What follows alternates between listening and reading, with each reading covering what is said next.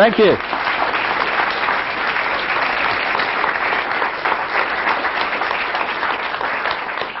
Hiya.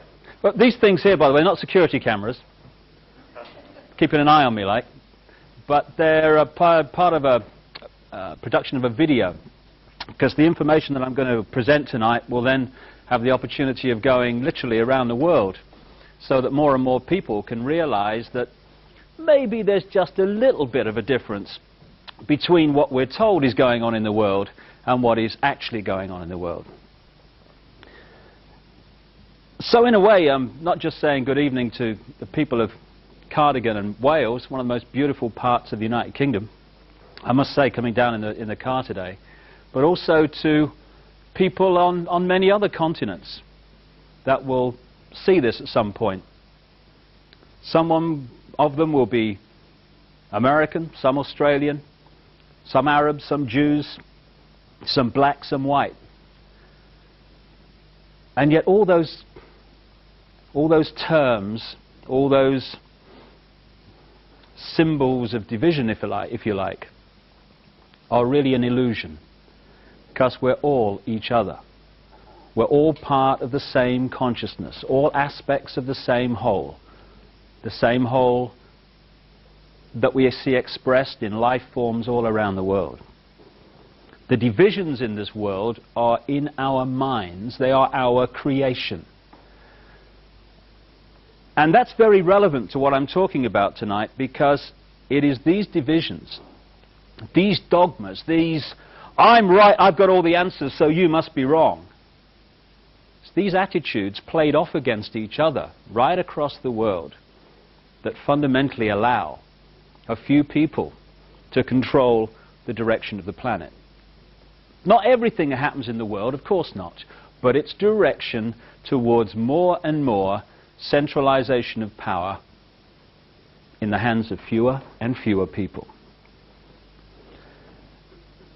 It was kind of interesting, you know, in the early 1990s when the top of my head blew off and I kind of was staggering around trying to make sense of what was happening to me, because suddenly I was seeing the world in a very different way, and I was seeing myself in a very different way. Some people call it a spiritual awakening. Notice spiritual awakening, not religious awakening. I'm going to have some t-shirts done, you know, God save us from religion. It's kind of funny, you know, you talk about spirituality, people think you're talking about religion.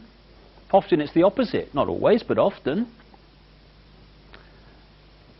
And religion, for me, is, in many cases, the opposite of spirituality. In my definition of religion, religion is the greatest form of mind control yet invented, and at its most extreme, psychological fascism. The manipulation of fear and guilt to control. Spirituality is the opposite of that. It is setting the spirit free, celebrating our uniqueness, because we're all aspects of the same whole, but we're all unique aspects of the same whole. And crucially, respecting everyone else's right to express their uniqueness, free from imposition of someone else's belief system, someone else's version of right and wrong, moral and immoral. All this is crucial to how a few control the world. Because we have become, yes, in many cases, terrorized into denying what we are unique. And once we do that, we become a herd mentality. And it is the herd mentality that is the vehicle for the manipulation of the world by a very few people. I'll give you an example of what I mean. Symbolic example. I was down south in England, I don't know, 2 or 3 years ago now, and across this great area of, it was one of these Iron Age hill fort type things, but across it was this vast herd of sheep, hundreds of them. Never seen so many sheep in one place. And it's a nice day, you know, and I'm enjoying the day. And then the farmer arrives in his pickup truck, parks it, gets out of the truck, and I swear to you, I don't think he even moved an eyelid. stood there against a stick. One or two or three of the sheep immediately react to, it must have been his eyelids, I guess, I don't know, because they're going in the desired direction. Within minutes, it's like Exodus. Hundreds of them are following the one in front, you know. I haven't got mine of my own, we did this yesterday, so we do it tomorrow, I guess we'll do it today, and all that stuff. And the few stragglers, and there were remarkably few, who didn't immediately conform to what you might call that bar mentality, they were given the extra dose of fear with the sheepdog. Row, row, row, row. All right, all right, all right, I'll go quietly. This combination of the bar and the fear rounded up this vast herd of sheep in a ridiculously short time. And I stood there and I thought, because I do from time to time, I'm looking at the human race here. This is how it's done. This is how a few can actually control the mass. Because you can't do it with tanks in the streets and soldiers at the door. There's too many people. It's like trying to physically herd sheep together. You can't do it. You'd need a man, maybe more than one, for every sheep to do it physically. You have to do it through the mind. Either through fear or through conditioning people to think the way you want them to think. So these hundreds of sheep were rounded up by one fella flicking his eyelids every now and again and a sheepdog dispensing fear. And that's how it's done in human terms also. It's amazing the extent to which we have given our power away, our spiritual power. When I come to the spiritual side of this, and I emphasize again not the religious in the second half of what I've got to say, it's all about taking our power back. Because once we do that, it's all over. The great pyramid of manipulation that I'm going to talk about tonight becomes impossible. But when we give it away, we're a doddle to manipulate. We've even given our bodies away, you know. It's funny, this. It's, apart from our mind, it's the one thing that is us. We own it. But we've given it away. Brought home to me, I went into National Health Service Hospital a little while ago with my boy Gareth, who plays football. And he's hurt himself playing football, hurt his hand, you see. So we go down the casualty unit to see if he's cracked the bone or something. So we go in this little cubicle thing, and this young doctor comes in, nice chap, and he pulls his hand around, you know, and he says, no, he says, it's not broken. He says, best thing for that is arnica. Now I've nearly fallen off the bench here. This National Health Hospital doctor is recommending this homeopathic type remedy. So I said, what do the authorities say about you recommending this then? He says, I don't tell them. He said, and he pulls two little bottles out of his pocket, like, and he said, people come to this casualty unit, he says, they're usually traumatized because of what's happened to them. He says, I put 2 little drops of this on their tongue, calms them down. Rescue remedy, I guess. He said, you know those nurses out in that casualty area, he said, I treat them homeopathically, he said, but I can't treat the patients except on the quiet. Same in America, same in these other areas of the world where they have the same basic system, which is to tell us what we do and don't do with our bodies and how we treat them and how we don't treat them. Because when I was sitting in that unit, that casualty unit with that young doctor, I thought, how many people contribute their money to fund the National Health Service or the Human Debris Processing Unit, which it's fast become, to make it possible for it to continue? Millions and millions of people do that. Every week, every month, they fund the thing. How many people decide that for that money, we will not be offered the great spectrum of healing knowledge going back to antiquity? We will actually be given, in effect, the choice between the scalpel and the drug, which just happen to make vast amounts of money for multinational drug companies who make their literally billions in profits, not from health, but from dis-ease. How many people decide that? A relative handful. All of them probably linked into the multinational drug company network. It's a great scam, you know. If you control the World Health Organization, you make sure there are statements. The World Health Organization says there's going to be a measles epidemic next year. Get vaccinated. Get your children vaccinated. You're a bad parent if you don't. Then the same people that organize that then start flogging out the vaccine and make a fortune out of it.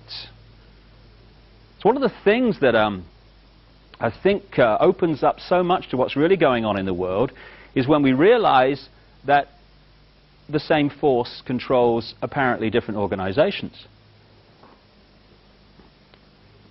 So this giving our mind away, giving our power away, has actually created the vehicle for the few to control the world. And that vehicle is overwhelmingly what I call hassle-free zones. Call them comfort zones as well. Every dogma, Christian dogma, Islamic dogma, Jewish dogma, economic dogma, political dogma, crikey, you could stay here all night. We're a dogma production line, the human race. Each of those dogmas, and societies in general, are all hassle-free zones. By that I mean there is a very narrow area of acceptable thought and behavior, the norm, which, if you conform to it, you're left alone. You're hassle-free. No one calls you mad. No one calls you dangerous. No one gives you a hard time for the crime of being different, if you conform. If you start to think, well, actually, you know, I've got a mind of my own, and it's a unique mind, and therefore I'm going to have my unique truth and my unique view of me and life and everything, you start to get very dangerously close to the edge of the hassle-free zone, and eventually, if you keep going, you step outside of it. At that point, he's mad, he is. She's, what strange she is. He's dangerous, he is. Oh. And most people don't want that hassle. They don't want to be treated like that. So most people, even if they put their toe out there, go, oh my goodness, I'm staying in here. It's flipping hassle out there. So what happens? The mass comes up. You know, you go down any rush hour in any city in the world, London, New York, Sydney, anywhere, and you see all those hundreds and hundreds and thousands of people coming past in the street. They're not projecting to the world what they really are, what they really feel, what they really want to do with their lives. They've got a mask. And it's a mask that says, this is not really me, but this is what I think is acceptable to everyone else, so I can occupy the hassle-free zone.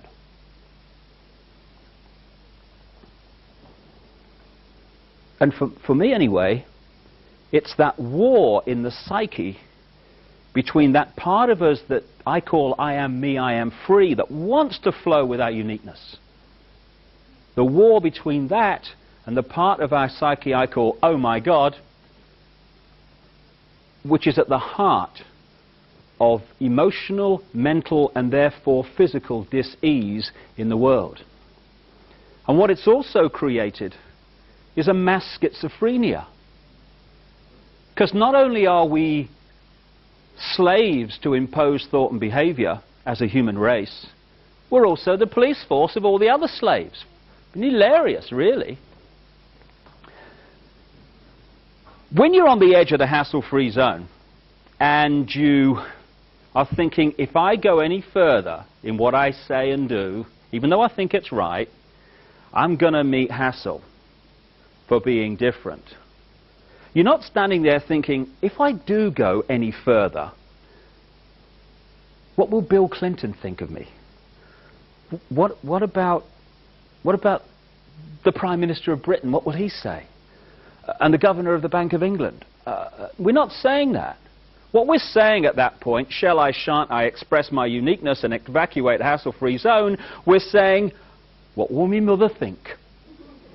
What about the neighbours? Or what about the blokes down the pub? Oh my God. In other words, what will the other slaves to impose thought and behavior think about me escaping from it? We police each other. It's like having a cell full of prisoners, and once one of the prisoners finds a means of escape, it's all the other prisoners that run to block the exit.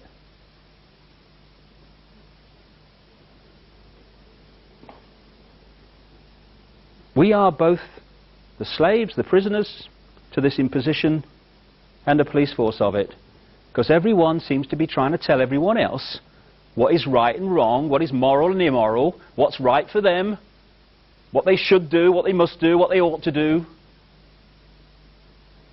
And as a result of that, we're actually manipulating each other without realizing it. And within this hassle-free zone, tremendous manipulation and indoctrination goes on. This hassle-free zone you could describe as the public arena.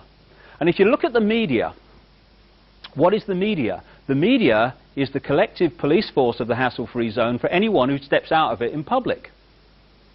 People think, you know, when you say the media is controlled and the media is part of this manipulation, that you must therefore be saying that there is a manipulator in every newsroom all over the world standing behind journalists saying, no, no, can't write that, you've changed that, this is what I'm telling you, you write that, okay, that's fine. You don't need all that. Once the structure, the mindset is there, then the media just does it without manipulation, although there are key people like media owners and stuff that are certainly kind of involved in what I'm going to talk about tonight. But in general, what does the media do? It defends and uses as its point of reference from which it judges everyone and everything the norm in society. In other words, what the hassle-free zone says is reality. Example, a few centuries ago, if we'd have had today's media, they would have dismissed as mad or condemned as bad anyone who said the earth was a sphere, was round, because the hassle-free zone's version of reality at that time was that it was flat.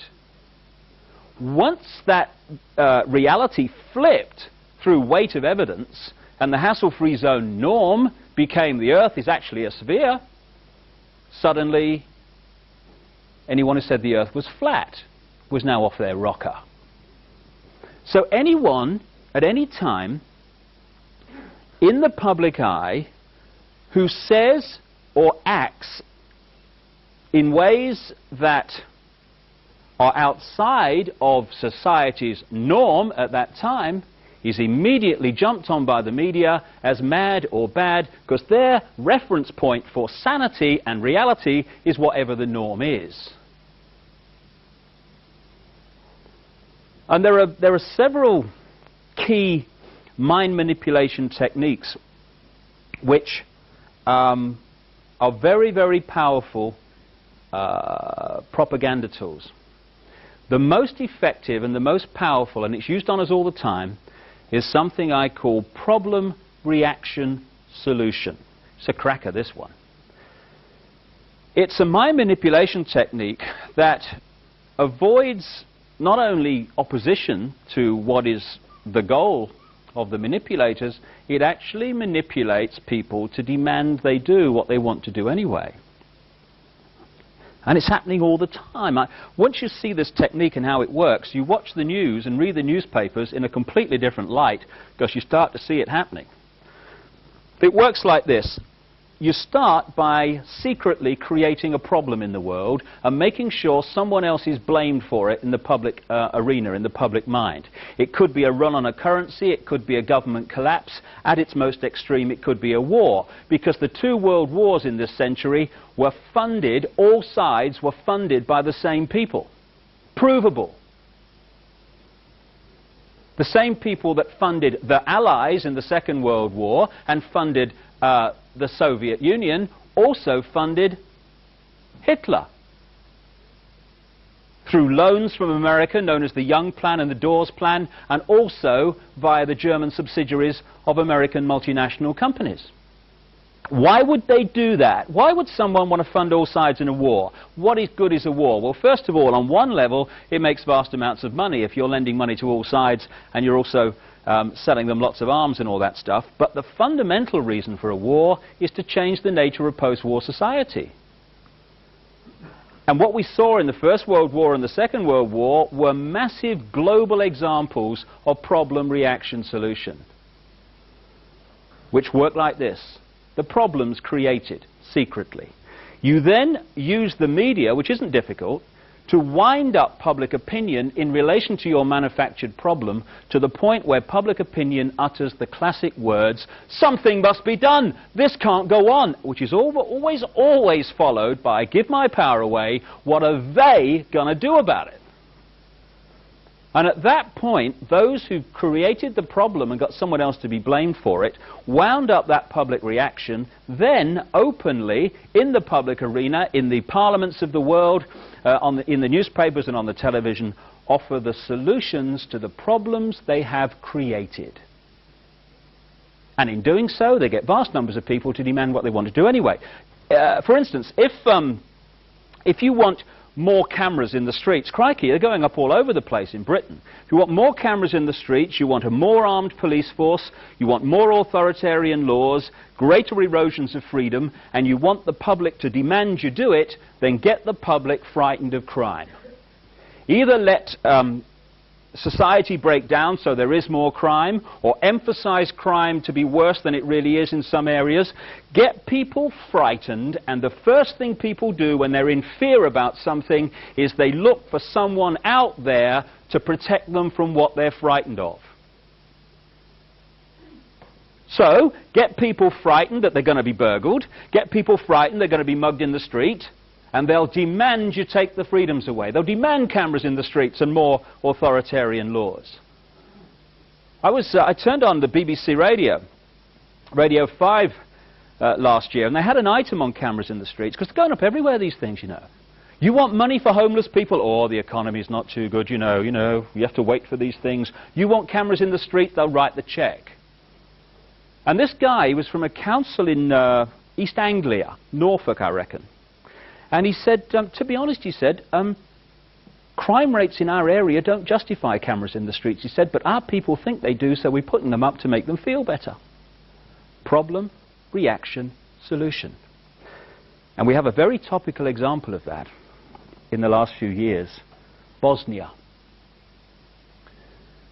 The goal of this manipulation, and has been for a very long time, is to get the world population, or that majority of it anyway, to see as a good idea, or the only option in given circumstances that are manipulated into place, the creation of a one-world government to which nation-states would be principalities, administrative units, a world central bank which would administer all financial transactions on the planet, a world currency which wouldn't be coins and notes, it would be merely electronic, cashless society, for which there are fundamental implications for freedom, as we'll see as we go along tonight.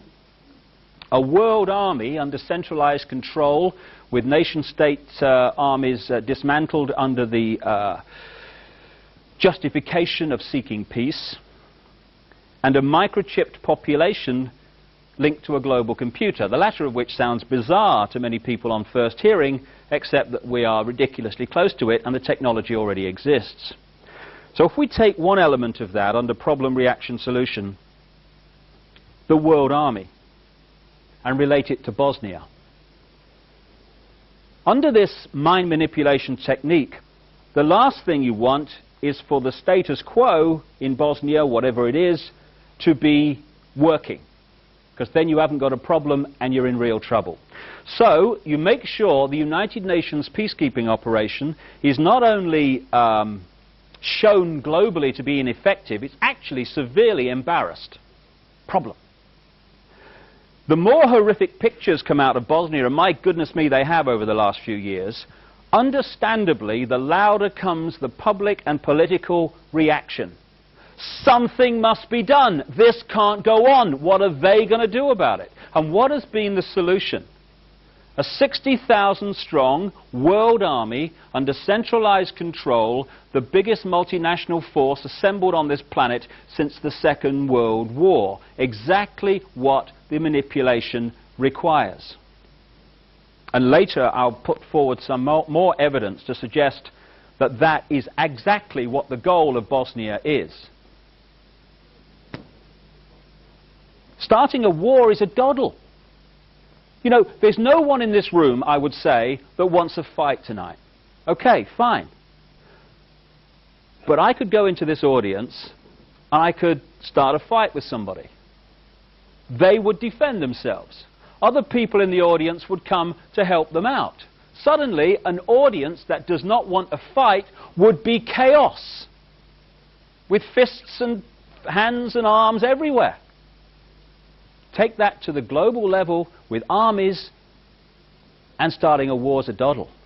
To keep the war going, you need money. Same people control the money. To keep the war going, you need arms. Same people control the arms.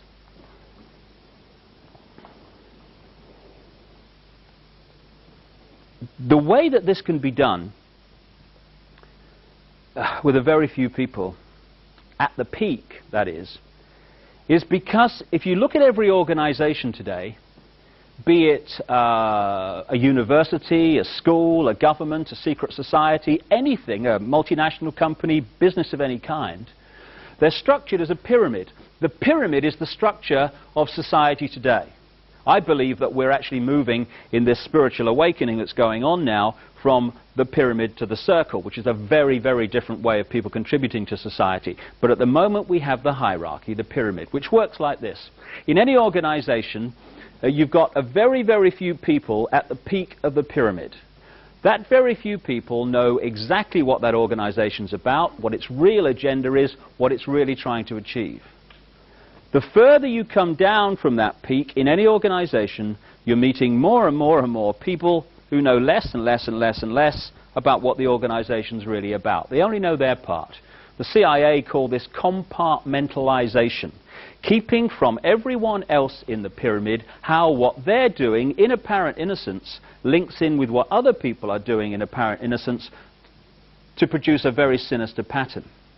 I was talking to a guy who worked for 20 years at the listening station at Cheltenham, GCHQ.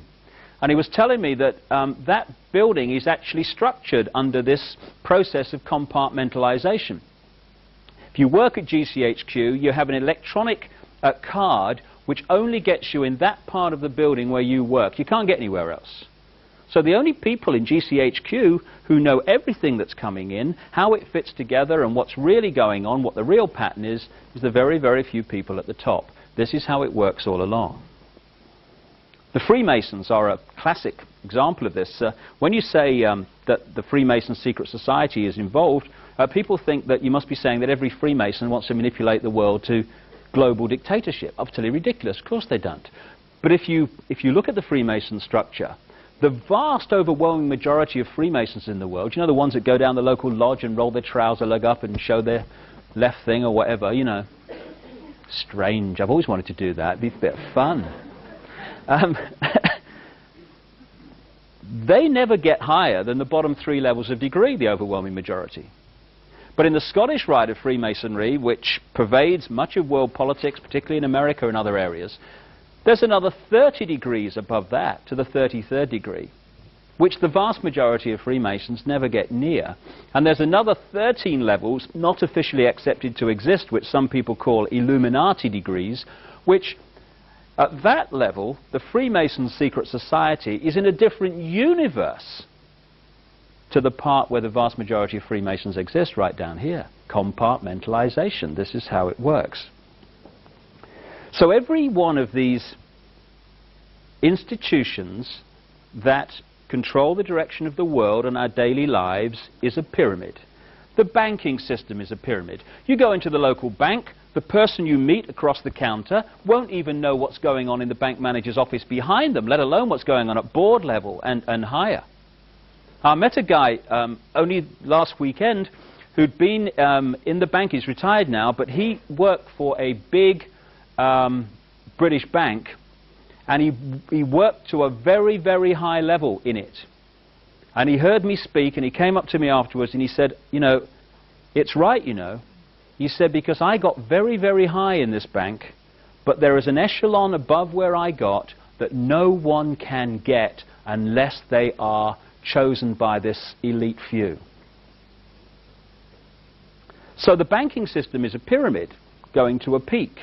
The intelligence agency network in the world is a pyramid going to a peak. At that peak, all the major intelligence agencies, British intelligence, Mossad, the CIA, all these around the world, they're the same organization. Not here, but here they are. The multinational company network is a pyramid. So is the global media, and so on. And there is a global pyramid within which all these work, in which the peaks of all these individual pyramids, banking, business, media, etc., fuse into one peak. And up there, it's speculated by many people, there perhaps maybe no more than 13 families, 13 people at the peak, pervading down through these different levels the same basic policy, which is pushing the world towards more and more centralization of power. And within this global pyramid are a series of organizations which, from my experience anyway, most journalists will never have heard of. But working together, they form the core of the secret government of the world. And this is operating well above the level of the Clintons and the Majors and the Coles and so on.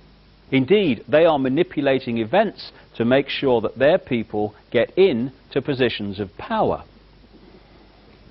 There is this like cozy little myth that is perpetuated between politicians and the media. Politicians walk the world stage as if they are the final arbiters of power in the world. So when a president speaks, the cameras run and it's flashed around the world, prime ministers and such like. The media report the world as if presidents and prime ministers are the final arbiters and decision makers in the world. Which means that the people above the level of presidents and prime ministers that really make the decisions, they're never looked at or exposed by the mainstream media because they're not accepted to exist. And yet, who decides who becomes president of the United States? Or even runs for president? Those who control the money, cuckoo land it is to run for president, and those who control the media. Same people control both. So they decide not only who runs for the Republicans, they decide who runs for the Democrats as well, and so it is around the world.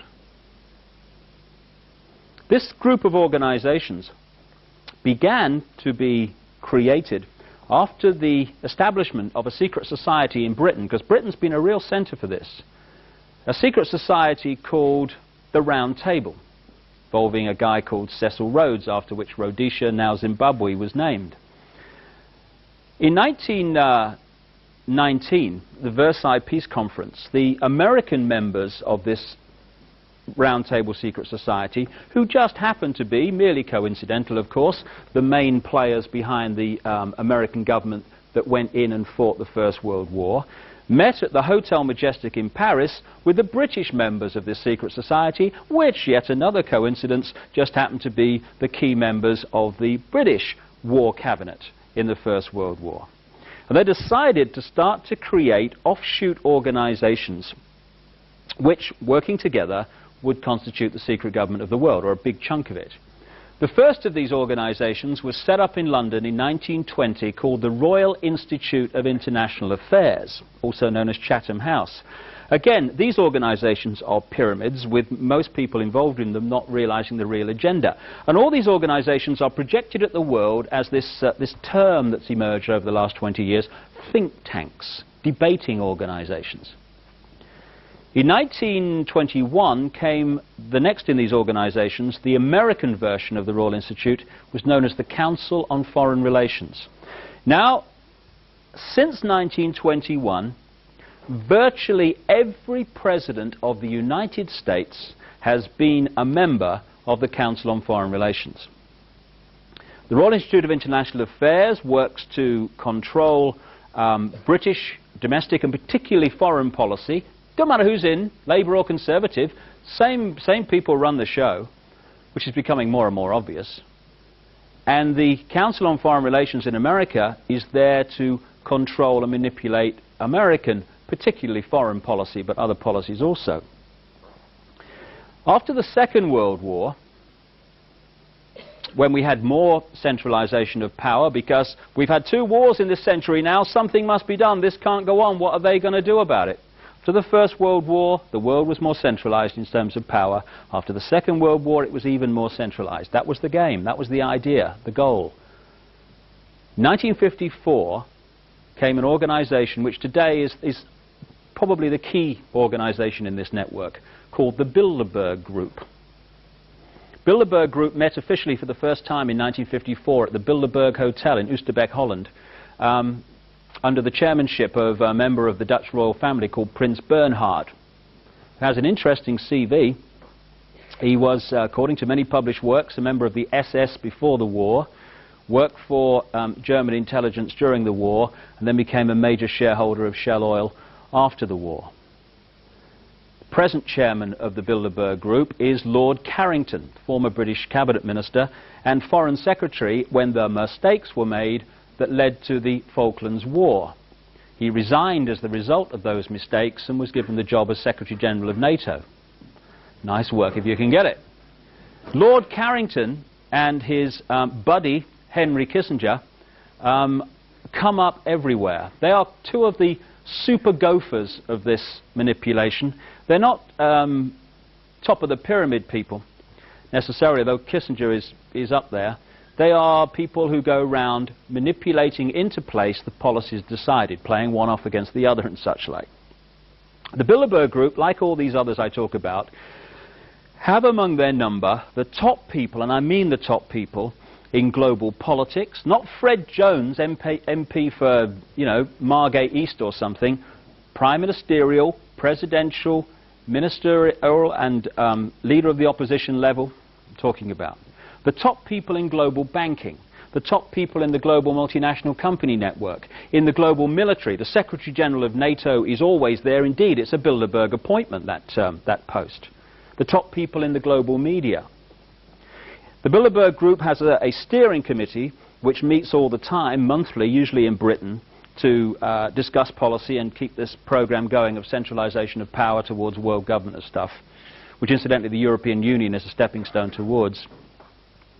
And then once a year it meets somewhere in the world in very strict secrecy and has a big conflab with loads and loads of people from around the world coming in.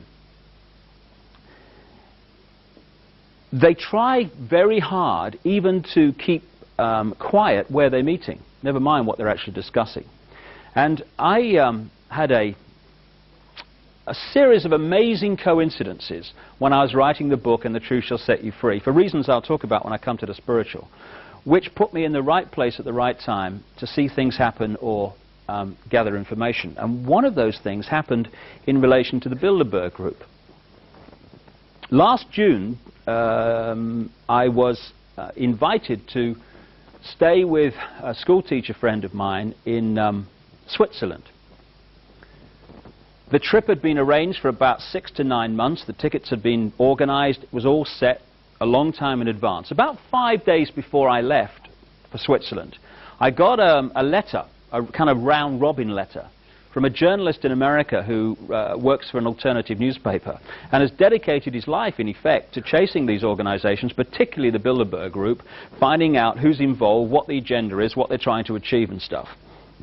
And even he, who does it full-time, often only finds out where they're meeting very late in the day. So I get this letter, and it said, I've found where the Bilderbergers are meeting this year. It's in Bergenstock, Switzerland, and it happened to be just down the road from where I was staying at the time I was staying there. Thank you, universe. So I turn up. It's 3 hotels, 3/4 of the way up this mountain at Bergenstock. $1,000 a night suites. I had a bag of sherbet lemons, as I recall. The park, the Grand, and the palace. And it's like summing out a James Bond. I expected, you know, the car chase to come past me any minute, that kind of atmosphere. Mercedes everywhere. And why is it, I wonder, that whenever there's Mercedes around, there's people like that, with shoulders like that, and big double-breasted suits like, and whether they've got bad memories, I don't know, but they've got little name tags on them, you know. It was obviously something was going on and being organised. So I enjoy the atmosphere for a while. I think it's very strange, and I leave. And then I come back on the last of the 4 days they met. What a difference. Now I can't get on the mountain leading up to the hotels because the road is blocked by the Swiss police right at the bottom of the mountain. Across the mountain are military lookout posts. According to this journalist, in the early days there were helicopters all over the mountain surveying the place. This is a private meeting of a private organisation attended by many, many of the people we see on the news and in the newspapers every week and actually have the opportunity to vote for in this democracy that we're supposed to live in.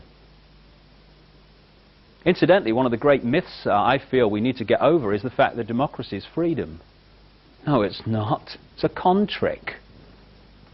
50 people telling 49 what's going to happen in their lives is not freedom.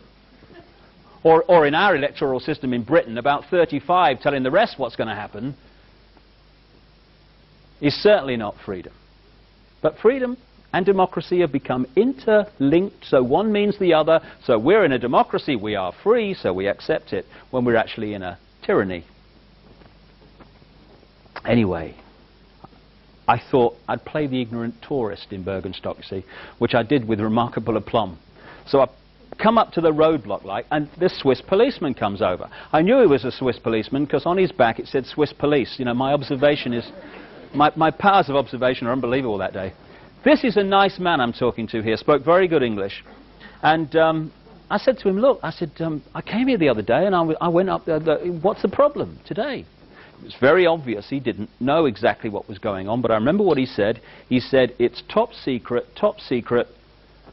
no one up there before 5 o'clock. After that, you'll be able to go back to the hotels. Last day it was. Two things occurred to me. One was the irony that I could have told this guy what was going on up there, and many of the people that were up there, because they're always there, Lord Carrington, Henry Kissinger, David Rockefeller, of the Rockefeller Empire, which is fundamentally involved in all this. Representatives of the House of Rothschild, also fundamentally involved in this. And many of the other key people, like Agnelli, the head of Fiat, and people like that. The big players in the world banking, political, and business network. The other thing that occurred to me is that I was looking into this policeman's eyes, and I was looking at compartmentalization. Because, as I say, this was a nice man. He probably had children and grandchildren. He doesn't want to leave them some global tyranny. But he doesn't know what he's defending. What has he been told? Top secret meeting, no one passed here till you're told. That's all he knows.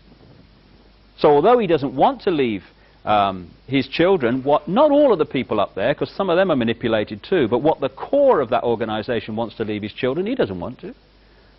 But he doesn't know what he's defending. So on that one afternoon, he's keeping from the public eye some of the people that wish to leave his children exactly that. We had a situation in Bergenstock where the secrecy was so fierce for a private organization, a think tank, that they brought them in by private plane to a military airfield at the bottom of the mountain, and then flew them behind the security cordon in helicopters. Didn't even drive them up there.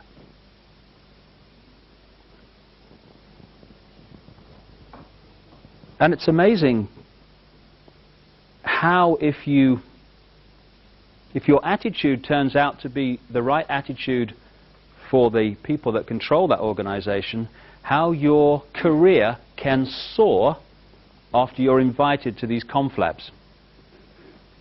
In the 1970s, certainly outside of Britain, a virtually unknown, very little known, conservative opposition spokesman called Margaret Thatcher started being invited to some Bilderberg meetings. She goes on to be not only leader of the Conservative Party, but leader of Britain, Prime Minister, right through the 1980s, when fundamental changes were happening to British society through something called Thatcherism. Interestingly, on the other side of the Atlantic at the same time, purely by coincidence of course, we had Reaganomics, which just happened to be the same economic policies. Isn't life funny, all these coincidences? It couldn't just be that the same people made sure both were in power at the same time, because that economics was exactly what was required through the 80s as part of this plan for centralization on a global level. In 1991, even in America, a virtually unknown governor for Arkansas called Bill Clinton was invited to the Bilderberg meeting in Baden-Baden, Germany. Within a year, this guy is successfully running for President of the United States. In 1993, another relatively unknown Labour Party Home Affairs spokesman in Britain called Tony Blair was invited to the Bilderberg meeting in Greece, along with his opponent, the Conservative Chancellor, Kenneth Clarke, by the way. Within a year, Tony Blair is leader of the Labour Party and, barring a miracle, will become Prime Minister of this country. It's a great career move. The last 5 Secretary Generals of NATO, and I only know it's the last 5 because that's only as far as I've had time to check back, it's many more than that. The last 5 Secretary Generals of NATO, Bilderberg group members. Manfred Werner, Joseph Luns, Lord Carrington, Willy Claes, the present one, Javier Solana, Bilderberger. And indeed, when they were discussing who was going to be the new Secretary General of NATO, it was between 3 people. Javier Solana, Bilderberg Group, Uwe Ellemann-Jensen of Denmark, Bilderberg Group, and Ruud Lubbers, the former Dutch Prime Minister, Bilderberg Group. The head of the World Bank and many of his predecessors, James Wolfensohn, the World Bank, whose investment policies in what we call the Third World have created human and environmental mayhem for decades, Bilderberg members. And one of the big Bilderberg policies since 1954, indeed before, 54 was when it became official, has been, wait for it, the creation of a European superstate with one central bank, one currency, centralization of political power, and encompassing the former Soviet Union. Who is the biggest voice in Europe today saying we must not fall behind the time scale for the central bank and the currency in Europe? Chancellor Kohl of Germany, long-term Bilderberger, as were many of his predecessors as Chancellor of Germany. Who took us into Europe? Edward Heath, Bilderberger. Who supported him from the Labour side? Harold Wilson, Bilderberger. Roy Jenkins, Bilderberger. Dennis Healey, long-term Bilderberger, was at the first meeting in 1954. Who supported going into Europe and staying in Europe from the liberal, the third party perspective? Joe Grimond, Bilderberger. David Steele, Bilderberger. Paddy Ashdown, Bilderberger.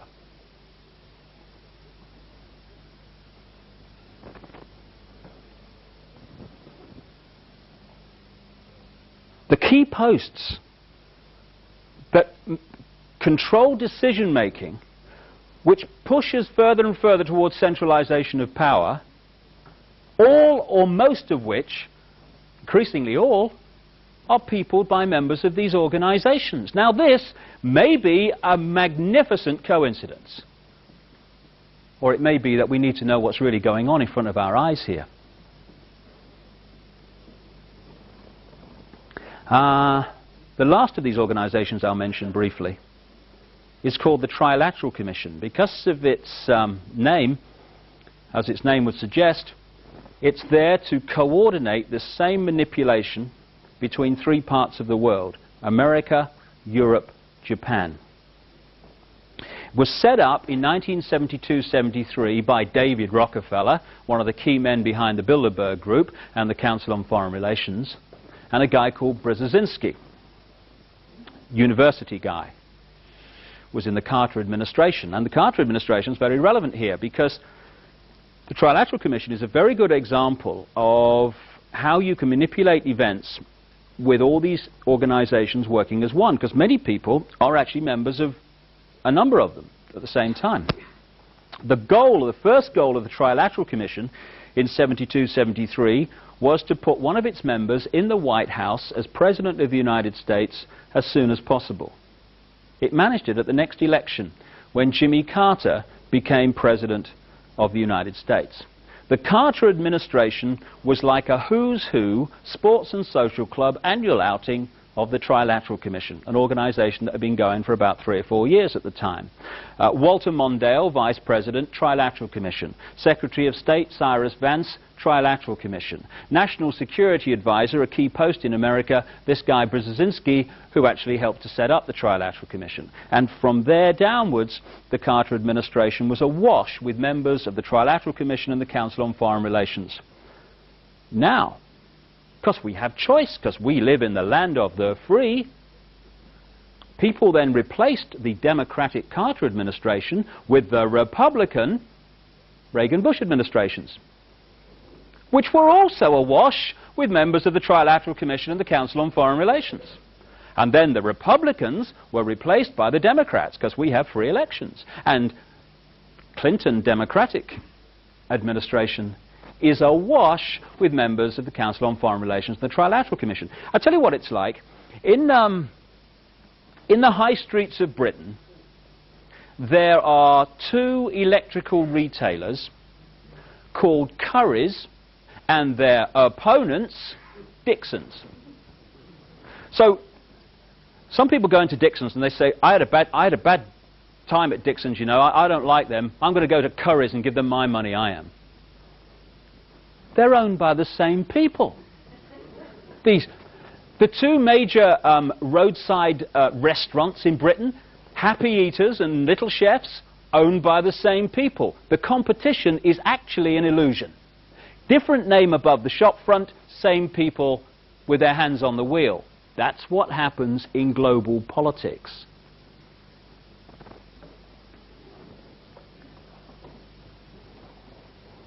Why, you might understandably ask,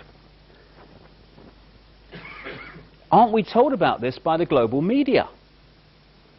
Why aren't we told about these meetings which the alternative media can find out about with difficulty, but they can? And the common themes between people who are in the major positions in the world.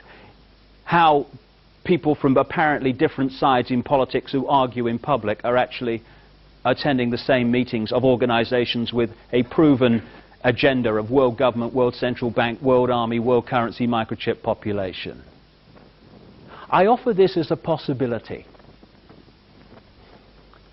Maybe, just maybe, we don't hear about the Bilderberg Group and its attendees in Telegraph newspapers in Britain, because Telegraph newspapers are owned by something called the Hollinger Group, which is owned by a man called Conrad Black, steering committee member of the Bilderberg Group. Incidentally, 2 of the people on his board of directors are Henry Kissinger and Lord Carrington.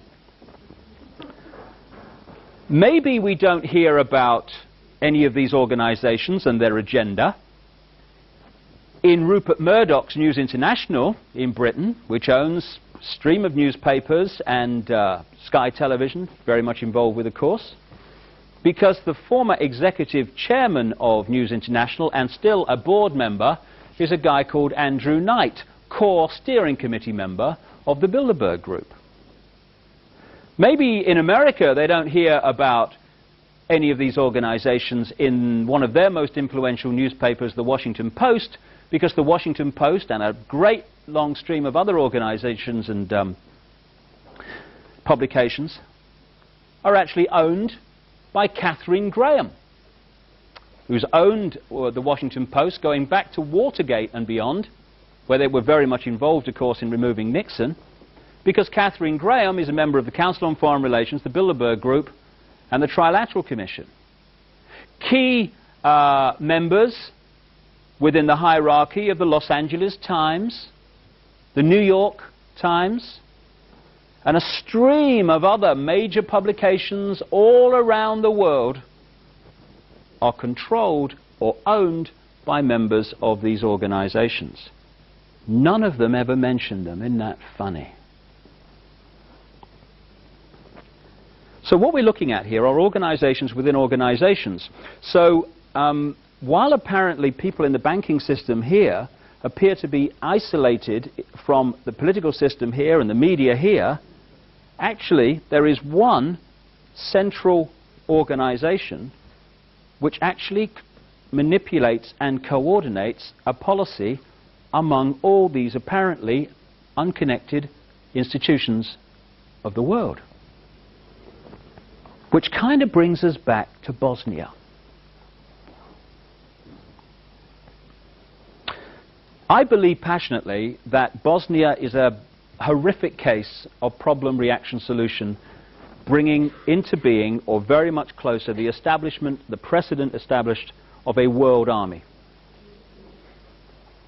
Interesting, therefore, to look at the major peace negotiators in Bosnia appointed since that horrific conflict began.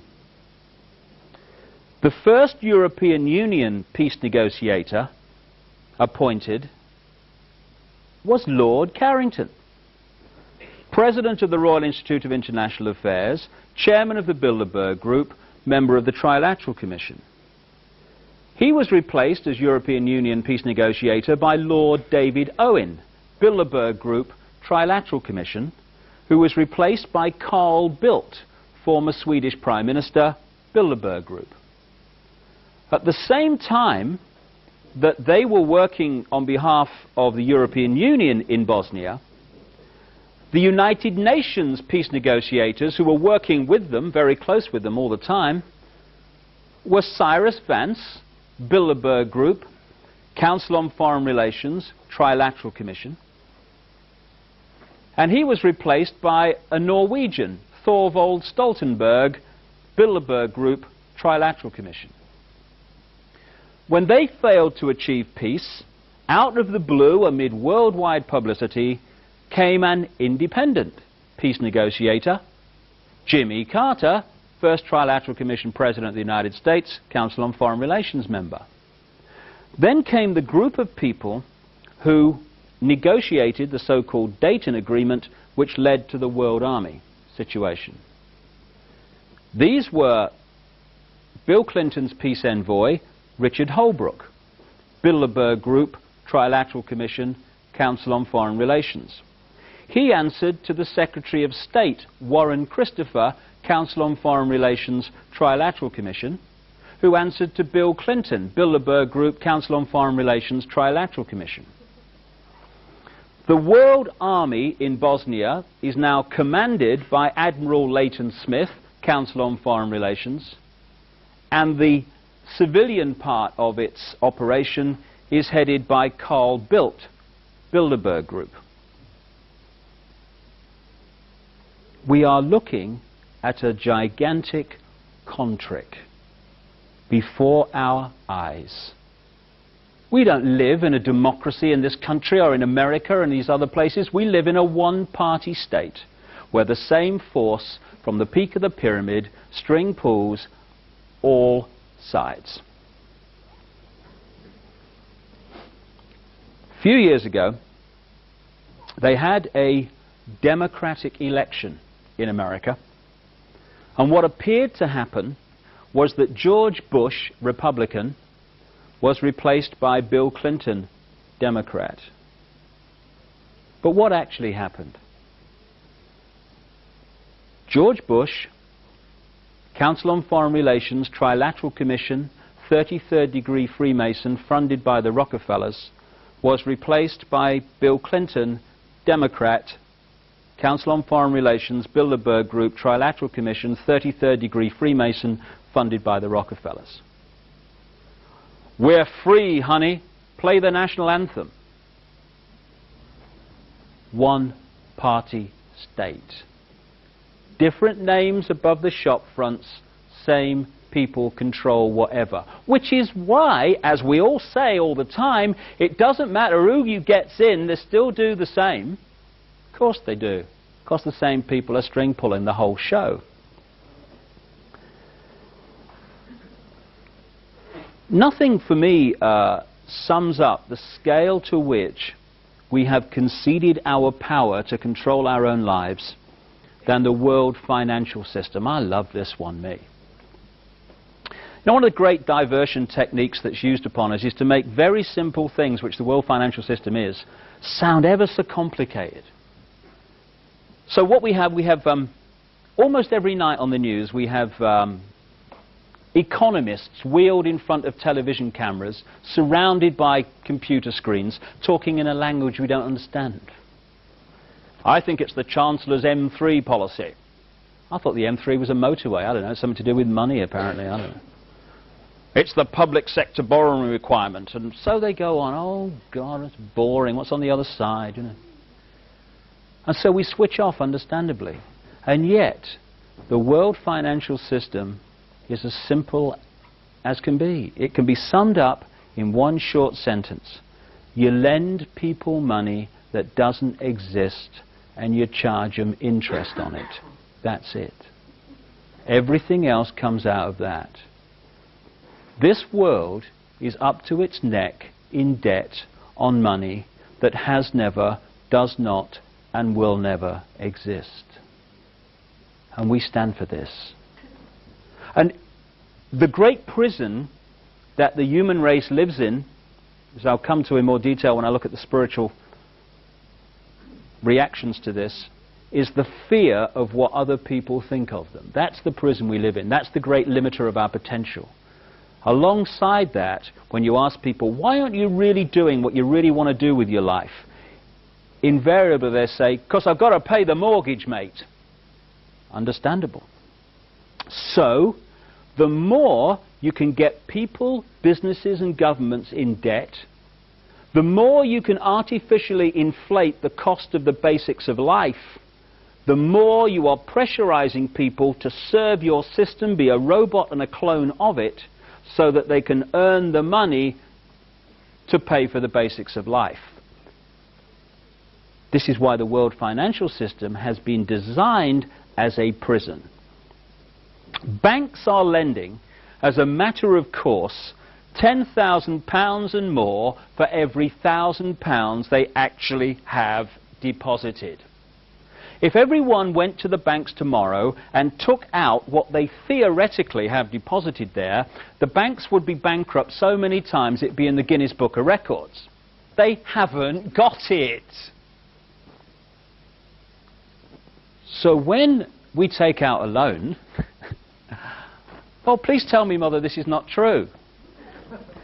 They type in to your account the amount you've flipping loaned. That's all they do. From that moment, you start paying interest on money that doesn't exist. People say, why is the American government trillions and trillions of dollars in debt? Ridiculous. How could it possibly do that? Very simple when you see how it works. And this is how it works around the world as well. One transaction in one day in America. The American government wants to borrow, say, $1 billion more than it's actually taken in taxation. Now it's the government. it could actually print its own money interest-free if it chose to. But of course, if it did that, you're removing massive amounts of power from the global banking system, which is controlled by the same people that decide who's going to be president of the United States. So they don't print their own money interest-free. They issue an IOU to a cartel of private banks known laughably as the Central Bank of America, known as the Federal Reserve System. The Federal Reserve System is supposed to be the Central Bank of America. It is a cartel of private banks. The present head of the Federal Reserve is Alan Greenspan, Bilderberg Group, Trilateral Commission, Council on Foreign Relations, who took over from Paul Volcker, who was there at the time of Reaganomics and Thatcherism. Paul Volcker, Bilderberg Group, Trilateral Commission, Council on Foreign Relations. You get the picture. So they issued the government an IOU to this cartel of private banks for $1 billion. The banks then type into the government's account $1 billion. That's all they've done. From that moment on, the American taxpayer, via the government, starts paying interest on $1 billion. Not only that, this IOU is now legally counted as an asset of the banks, as if they had $1 billion in their hands. So now they can lend another $10 billion to anyone else that wants to borrow it on the basis of this non-existent money. Now they're lending and getting interest on $11 billion, not 1 cent of which has ever or will ever exist. And we stand for this. I hear people arguing that, oh God, it's got to be like this or the system would collapse. Good. Good. Hey, this prison wall's coming down. Get the bricks out, you know. Do a few repairs, you know. I might be getting out of prison here. Perish the thought here. Now, this is not just naval contemplation. This is very, very important to our everyday lives. Because if you take one product, say a food product, and you look at how this system affects the price of it. The farmer growing the food in the field, to start with, will be borrowing money that doesn't exist and paying interest on it. So the price he charges will have to reflect the fact that he's got to do that. So, in effect, what he does costs more. Same with the transport company from the farm to the factory. Now, the factory that's processing the food will be, no doubt, borrowing vast amounts of money that doesn't exist and paying interest on it, and its cost and its price will reflect that. Same with the transport from the factory to the shop, same with the shop. So by the time we put our hand up on the shelf and pull the product off, the cost of that product is massively inflated compared with what it needs to be, because everyone along the line in its production is having to add a little bit to pay interest on money that doesn't exist.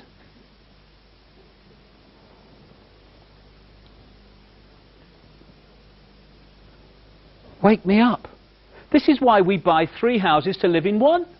We do this. I went up into the National Westminster Bank in Durham, the north of England, last year, and I got one of their mortgage leaflets. There it was in black and white.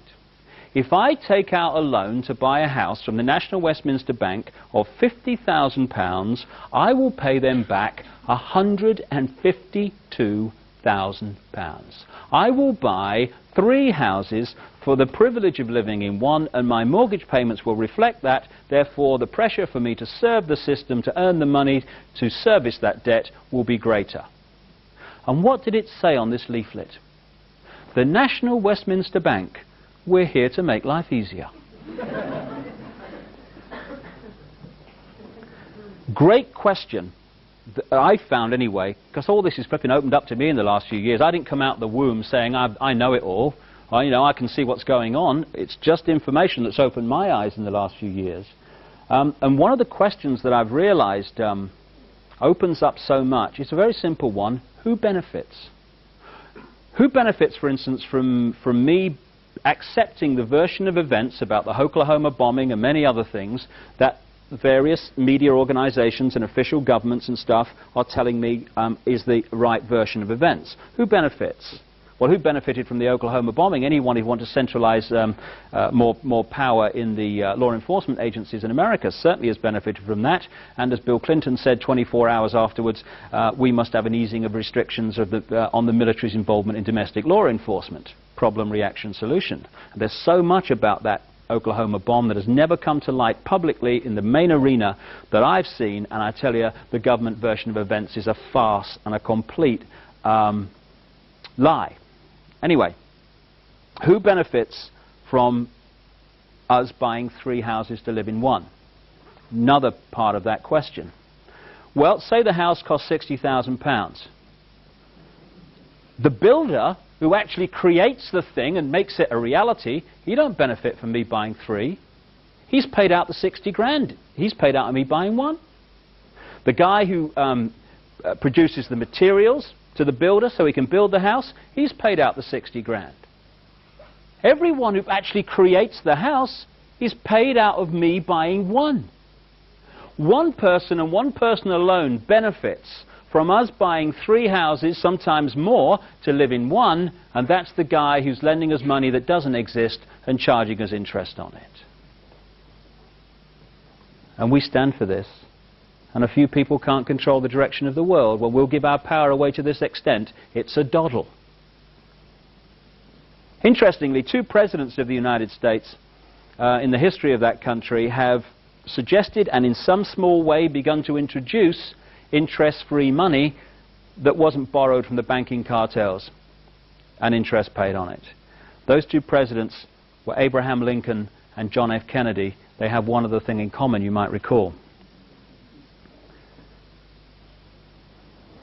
But perhaps the most grotesque aspect of this whole nonsense of interest on money is what we call third world debt. Third world debt has crucified vast tracts of our fellow humanity and continues to do minute by minute. The third world debt is debt on money that has never, does not, and will never exist. Last time I saw the figures, around 400,000 children in Brazil died from hunger-related disease every year. And at the time I saw those figures, Brazil was the 2nd biggest exporter of food in the world. And the money received from that export, great chunks of it, were servicing interest on money that has never existed. And as one Brazilian official I was reading about recently said, most of the money that constitutes the Brazilian debt never left the computer systems of Wall Street.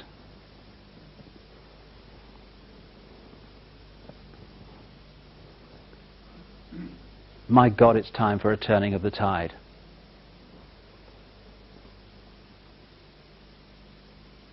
Why can't governments print their own money interest-free and lend it to people interest-free, so we buy 1 house to live in 1 house instead of 3?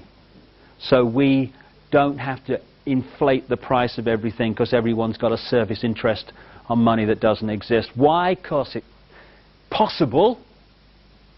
The will is not there. And why is it that no political party that I've come across anywhere in the world that has any chance of forming a government is actually suggesting that that be done? Because the same people that control the banking system control the political system in the global one-party state.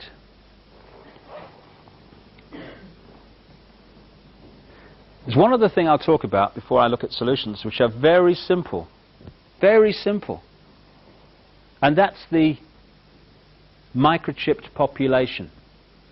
That's the one that probably sounds most bizarre, as I said earlier. But it is so close. We're already microchipping domestic animals as a matter of course. The Queen's had the corgis done. Did you see that? Last year, she's had the corgis microchipped and linked to a computer. Prince Charles, next you watch. You'll be sort him out. Funny. The technique that is being used to bring in the microchip population is another major mass mind manipulating technique. I call it the stepping stones technique.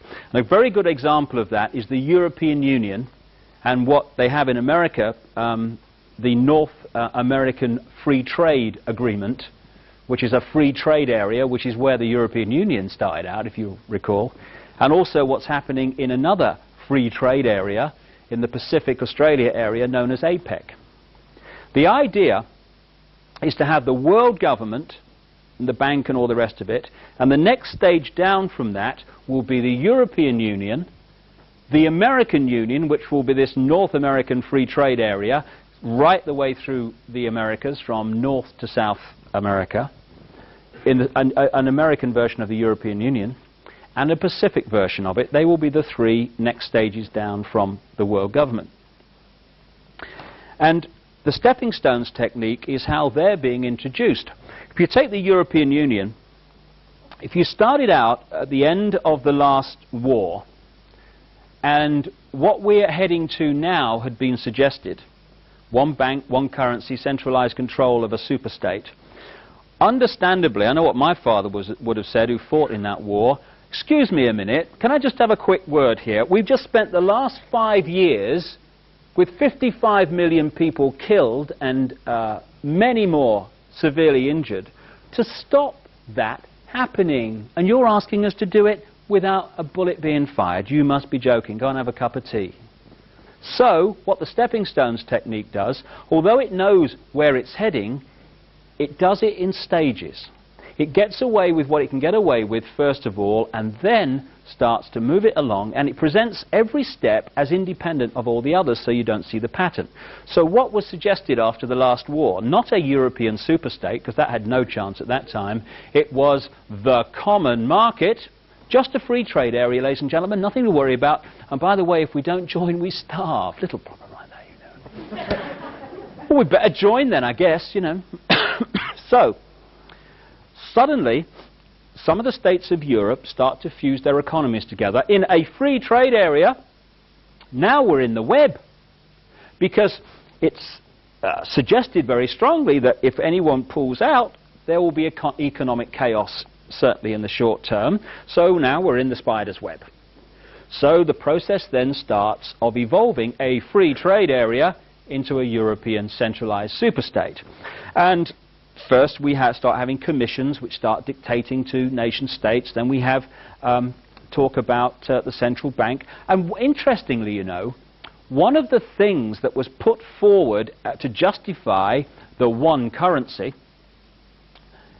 was the currency chaos in Europe. Like when the pound fell out of the European monetary system after the government had spent a colossal fortune trying to keep it in there a few years ago. Well, you know, this currency chaos, one currency would sort this problem. Interesting, therefore, that the person who attacked the pound and caused that chaos was a frontman for the House of Rothschild called George Soros, a world currency speculator. George Soros, Bilderberg Group. The Chancellor at the time, who spent all that money and eventually pulled the pound out of the monetary system of Europe, was Norman Lamont, Bilderberg Group. Now, when I was talking in Sweden just a few weeks ago, I was talking about this, and some member of the audience in Sweden came up and said, I couldn't believe it when you mentioned that guy George Soros. He said, what happened in Sweden, he said, was before we went into the European community, all the opinion polls were very strongly against going in. He said, then this guy George Soros, Bilderberg Group, started attacking the Swedish currency. The Swedish government tried to defend the currency under the prime ministership of Carl Bildt, Bilderberg Group, and eventually chaos ensued. And a great fear started to go into the Swedish psyche of, oh my goodness, we need protection. What's going on here? We can't stand alone. Even speculators are taking our currency apart. After that, the opinion polls for going into the European community flipped to the majority saying yes, and in they went. So now, stepping stones, we're now in a situation where we are light years away from what we actually joined. Stepping stones. Only now are some people saying, excuse me, have you seen how far we've come? It's interesting that right along the line, as the stepping stones are put forward, anyone who challenges the stepping stones is then manipulated into continuing the journey. I was speaking in Denmark at the time. I was in the Swedish area also, and what they did was had a referendum which voted against Maastricht, against the European Union. They then had another referendum not long afterwards, which then said, yes, we'll go in. And as one national newspaper editor in Denmark said to me, he was told by one of the big pro-Maastricht people in Denmark, we're just going to go on having referendums until we get the result we want. That's how it works, because we are in the land of the free. So that's the technique, and it's being used to bring in the microchip population. And the big stepping stone to that is the cashless society. Coins and bits of paper might not seem to be a great defender of freedom, but they are for this reason. If you go into a shop now, or a garage or whatever, and you hand over cashless money, electronic money, a credit card, they put it through that machine. And they say sometimes, oh, I'm ever so sorry, the computer won't accept your card. And if you've paid the bill, you might be a bit surprised, but you've got an alternative at the moment. So you say, oh, well, okay, I'll have to check that out. Okay, I'll pay cash. What happens when there's no cash and that computer says no to electronic money, your credit card or the microchip that is planned to replace it? Suddenly, the computer is deciding, or whoever programs it, what, where, and if you purchase. That's the idea.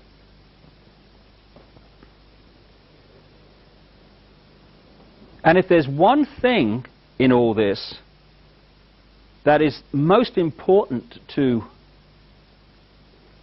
reject, in my humble opinion, it is microchipping of people, because the implications are enormous.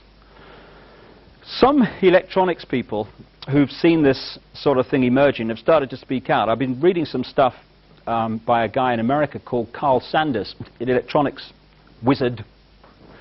And he's pointing out that, in fact, he's talking himself about his own experience of attending meetings in America and Europe, attended by Henry Kissinger and the CIA, into microchipping of people. Not is it right, is it moral, but how do we get them to accept it? And as he points out, once people are microchipped, it's not just messages going from the microchip to the computer that should concern us, it's what's coming the other way. According to him, they can create, through this means, mass hysteria, mass depression, in other words, manipulate our emotions, and isolate one microchip in one person.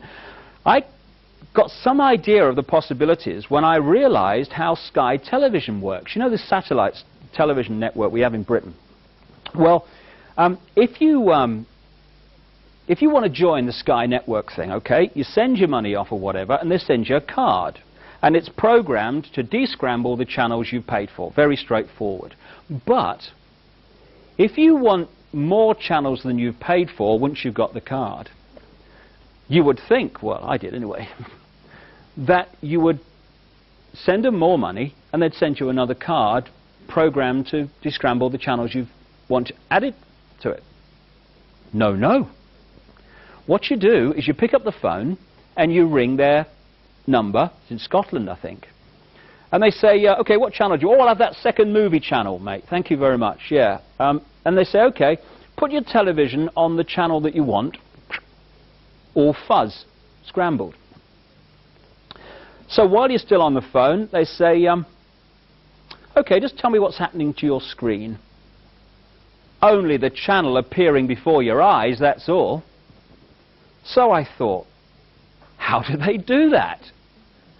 I heard about it, gave them a ring. How do you do that? What they do is they send out a signal from this central, what do you call it, technology I guess, and it goes to every decoder linked to the Sky system, but only your card with your number on it picks it up, it reprograms the card to take the new channel, and it comes up before your eyes.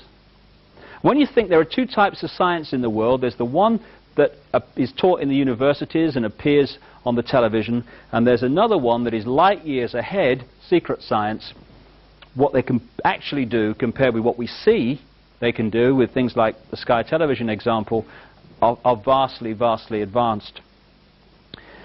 I wrote a book called The Robot's Rebellion, and I talked about this microchip population idea. And I've even been surprised by the speed of it. I turned on the BBC a few months ago, and whether you saw this, it was funny. Tomorrow's World, you know the science program on the BBC? They had this item on microchipped people, see. What they said was, there's this problem with health records. I thought something must be done then, I suppose.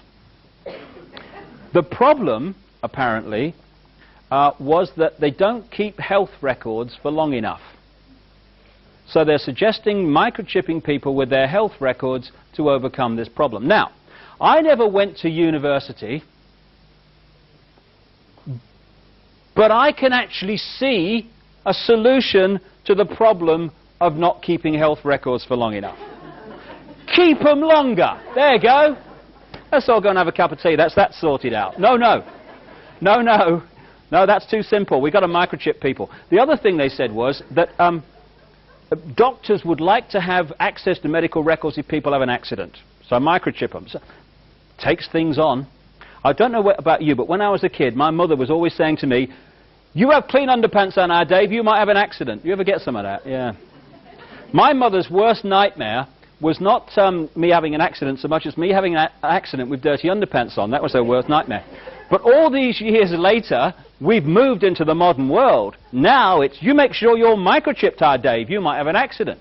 Anyway, in this item, and I checked the date, it wasn't April Fool's Day or anything like that, they had this woman who had had an operation and had been microchipped with her medical records. "Oh, it's ever so convenient," she said. I'm eating the cushion in the front room by now, you know.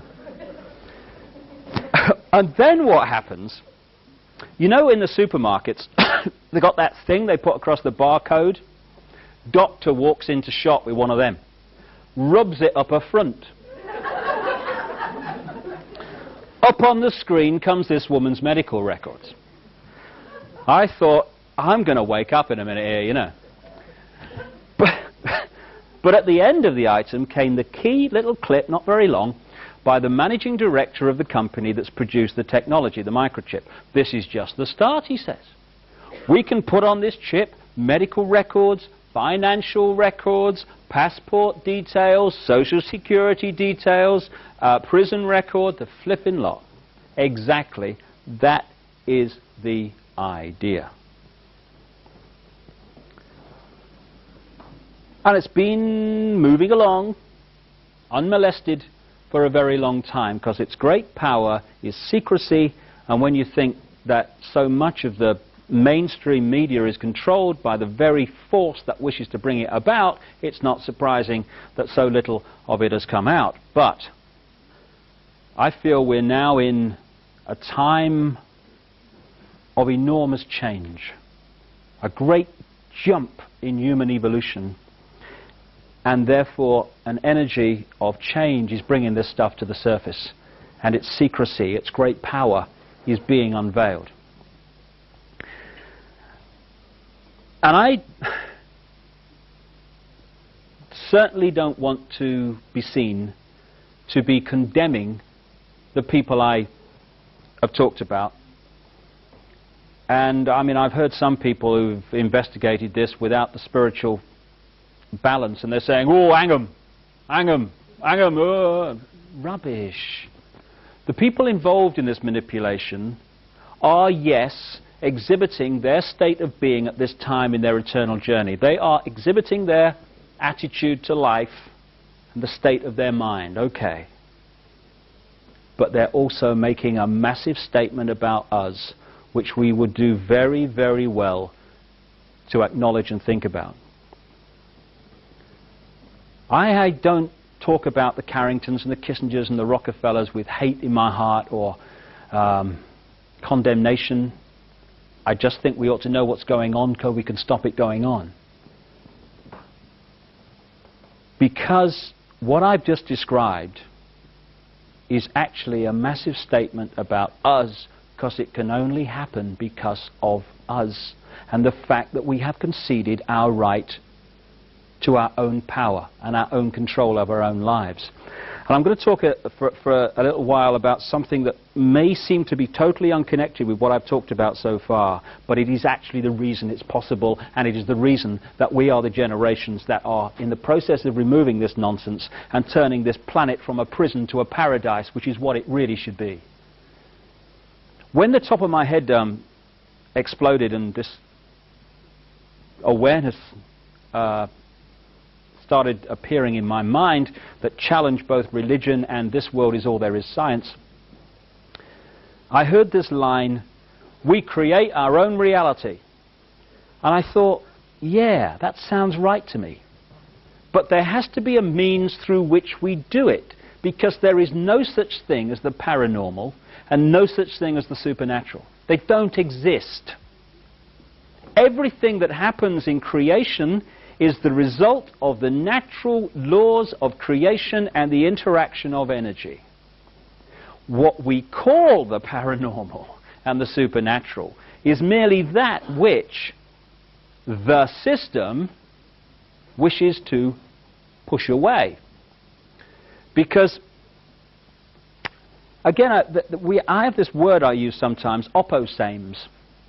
Opposames are people and organizations who appear to be in opposition, often appear to be extreme opposition, but actually they're just the same attitude to life with a different dress on.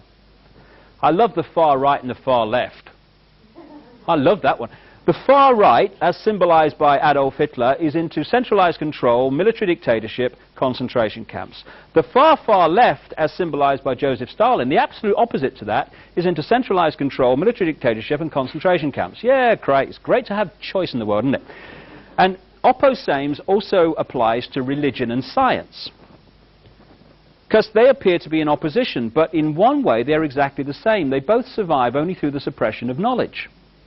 What we call science, which I understand comes from a Greek word meaning knowledge, and much of our science is an insult to the word knowledge, because it's not about the pursuit of knowledge, it's about the defense of a belief system. You know, it's just another religion, science. Instead of having the dog collar and the long gown, they have a white coat on. It's still the religion. Open-minded science, now that's different. That is in pursuit of knowledge. And more, the spiritual and the open-minded scientific are speaking the same language, and that's the way we're going in this decade and beyond. But at the moment, mainstream science is defending a belief system. So it has this law of physics on which it's all based. And this law of physics says, this world is all there is, we're a cosmic accident heading for oblivion, life's a bitch and then you die. Cheers, that's great news. Yeah, thanks a lot, mate. Yeah, it's really good, that. So, anything that is experienced by people outside of this has to be explained away. Now, it could be explained away by the fact the laws of physics, as we have come to be told about them, are actually fundamentally flawed. But no, hold on. Them physics, they pay my mortgage. They give me my status in life. You know, they give me my credibility. I've been saying all my life that's how things are. I mean, so therefore, I've got to explain that away, because all these people keep having near-death experiences and out-of-body experiences and stuff. So, do you know I've got it? It's the paranormal. It's the supernatural. It's as natural as the air we breathe. And it's in that area, I believe, that we find how we create our own reality, and through that create the reality I've been talking about so far tonight. For me, an increasingly open-minded science, everything in creation is the same energy, and energy is consciousness. They are the same thing. So the energy that is our minds and our emotions and us is the same energy that is every blade of grass and every insect and every tree and every breath we take, every drop of rain. Just as water, clouds and ice are the same substance in very different states of being, so everything that exists in creation is the same energy consciousness in different states of being. We are like droplets of water in an ocean of consciousness, unique and individual, yes, but together forming the whole. We are each other. I am you, you are me, I am everything, and everything is me, same with everyone. And this gigantic, infinite mind we call God, or whatever name you want to put to it, operates on multidimensional frequencies. It's interesting, because of the influence of religion, when anyone talks about kind of the afterlife, we look up. Have you noticed that? On the flaming roof or something, I don't know. Want to go to heaven? Get a ladder. You know. But for me, an increasingly open-minded science, creation is actually broken up into wavelengths, frequencies, sharing the same space. All the radio and television stations broadcasting to this area are occupying not just the space around my body, but the space my body is occupying.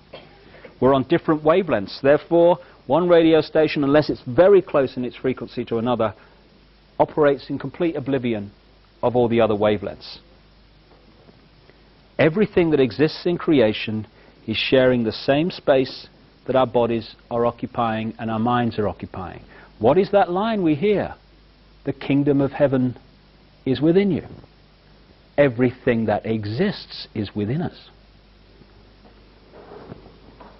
So when our consciousness, thinking, feeling, emotional us, that part of us that is eternal, enters the physical body, the genetic spacesuit as I call it, to experience this physical life, this three-dimensional frequency, world, dimension, we are not a blank sheet of paper.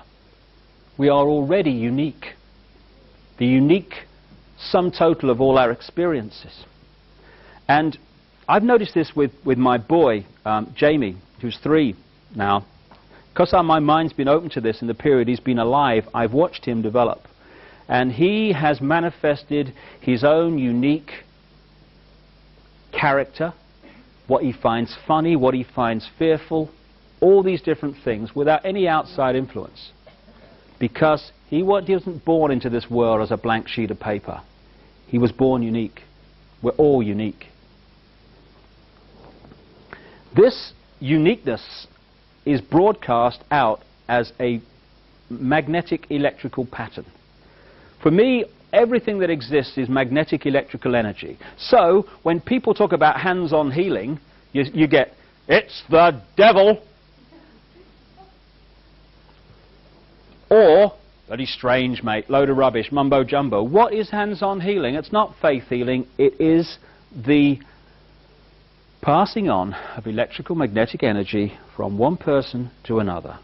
It's kind of interesting. I was reading a book recently called Where Science and Magic Meet, which was showing the scientific basis of the so-called paranormal, and it was pointing out that of the 285 standing stone circles in the United Kingdom still remaining, 235 are on the same types of rock, and they're all on or close to faults in the Earth's surface that produce a certain electromagnetic field. Of course, the ancients didn't know what they were doing, did they, you know? Because we're state-of-the-art now. So we're putting out this magnetic pattern which is unique to us. It is our sense of self. It is our sense of reality. There's an American comedian called Bill Hicks who summed up my whole attitude to life and everything really, and what I'm talking about here, in a wonderful line. He said, matter is merely energy condensed to a slow vibration. We're all one consciousness experiencing itself subjectively. There's no such thing as death. Life is just a dream, and we are the imagination of ourselves. And that, for me, is the key phrase. We are the imagination of ourselves. What we imagine ourselves to be is what we create as a physical experience, second by second by second. This magnetic electrical pattern going out we call vibes. You know, we have everyday expressions and words for this. We say, oh, I don't know what it was about that fella, mate. You know, I had a nice conversation, but got bad vibes from him somehow. Because the voice-to-ear conversation may have been quite pleasant, but there's something we're picking up on a subatomic energy level which doesn't sync. Get bad vibes, mate. We have a word which we use all the time, atmosphere. What is atmosphere? Atmosphere is the energy field of a room that has been turned to be negative, exciting, or positive, or happy, or whatever, by the thought patterns, the vibes, the imagination of themselves, of the people involved. People go into an old house where there may be a lot of negative events, or they go to the site of an ancient battle, and they go, ooh, tell you what, mate, ooh, it's eerie here. Ooh, don't like it here. Something about it. We're picking up the energy, negative in that case, that has been created in that state by the vibes, the thought patterns of people who have gone through negative events there. Atmosphere, football matches, sports occasions. You could touch the atmosphere, mate. The excitement was amazing. What is excitement? What is this atmosphere? It is what people generate on this vibe level. So, as these vibes we're putting out, these unique patterns are magnetic. They are pulling in constantly other energy fields, which we know better as people, places, ways of life, experiences. In this way, second by second, we are creating as a physical event, physical experience, an exact replica of our subconscious imagination of ourselves in the people, places, ways of life we experience. We are creating our own reality. When I look back at my own life from this perspective, it is amazing that whatever my physical experience has been through my life, it has been a replica of my imagination of myself at that time. Until relatively recently, I was angry, seriously angry. I didn't know why I was angry, but I was angry. I now kind of looked at it, I realized I was angry about my childhood, angry about my father, but I was angry. My life through that period was a series of angry confrontations. Because even if I was in a bar or in a room and I was kind of physically appeared to be relaxed, got a drink or something, my anger is still going out as a vibe, even though I appear to be quite relaxed at the time. I tell you, anyone who'd had a bad day, I got them. Anyone that was feeling a bit wound up, I got them. I was the person they picked out in the room. And my life was a series of angry confrontations, which created this kind of cycle. I got angry, felt guilty for getting angry, which made me more frustrated, which made me angrier, which made me have more confrontations, which made me feel guilty, and so it went on, down. And after a while I thought, hold on a second, do you know there's one common theme between all these angry confrontations? And it's you. What gives? And I started to look at myself in a different way. I realized that I was angry because most of us are and we don't realize it. And I started to let it go. Interestingly, just acknowledging the anger often lets it go. And I started to like myself. My goodness me! You're not supposed to do that, have you? You aren't supposed to love yourself. It's actually a form of putting someone down. Oh, he loves himself, he does. You can't love yourself. You've got to be humble. Or it's kind of it's a term of praise now, isn't it?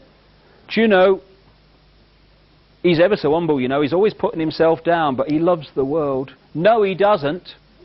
We can only love out there when we love in here, because we can't give out what we haven't got. And we are pressured all the time to feel bad about ourselves, to have a limited imagination of ourselves. Therefore, we create a limited physical experience.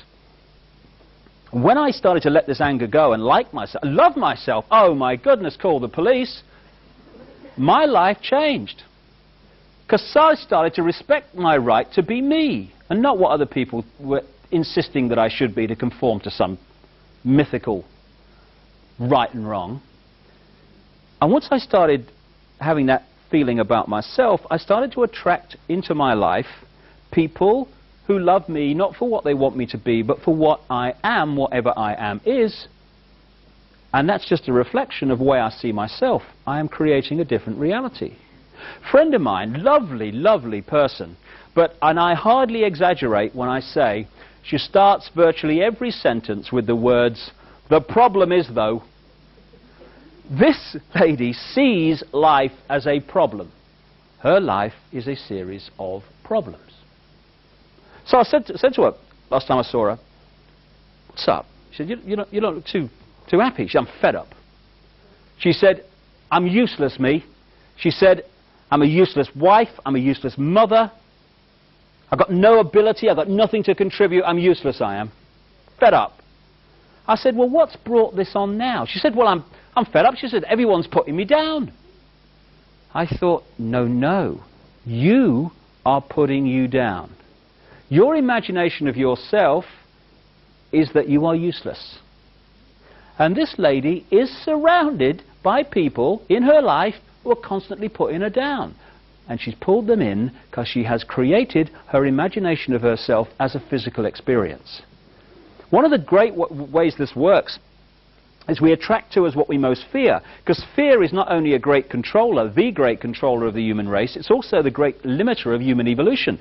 Because whatever the area we fear relates to, we keep out of there, don't we? I mean, we don't kind of go in there and think, "Oh, I'm going to sort that out." We go, "Oh, no, I'm going over here, thank you very much." So what we do is subconsciously bring that in so we face it and move on.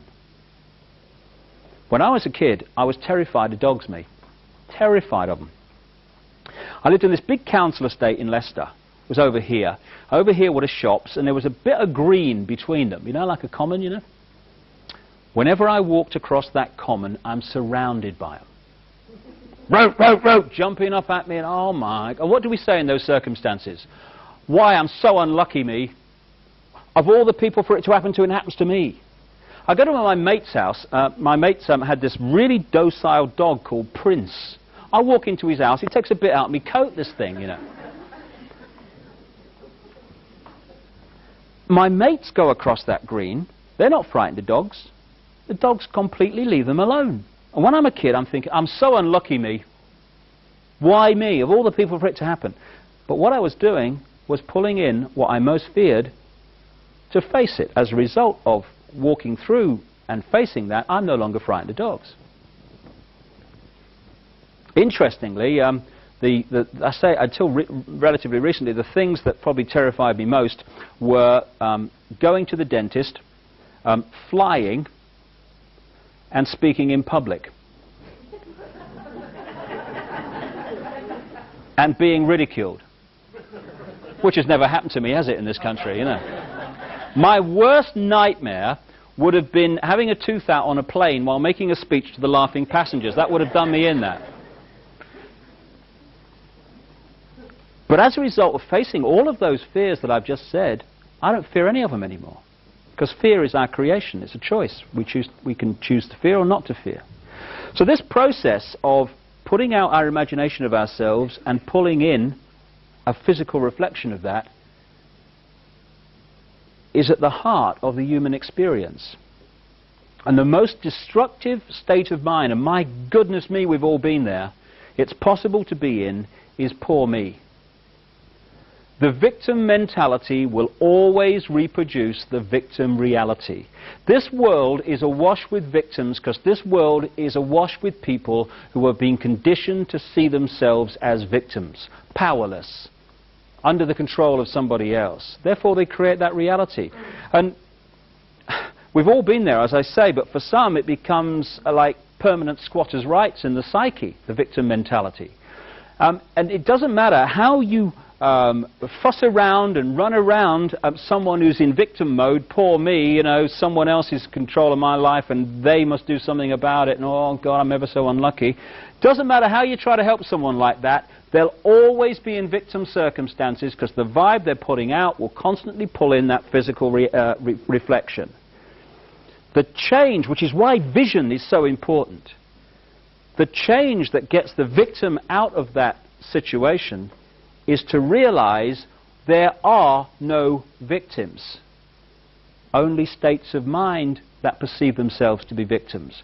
The moment we say, hold on a minute, hold on a little, I'm not a robot, I'm not a clone, and I am certainly not a victim. I'm in control of my life, and I'm going to get out of these circumstances that I'm in at the moment because I've created them and I'm going to get out of them. At that point, the vibe changes. So what it pulls in changes.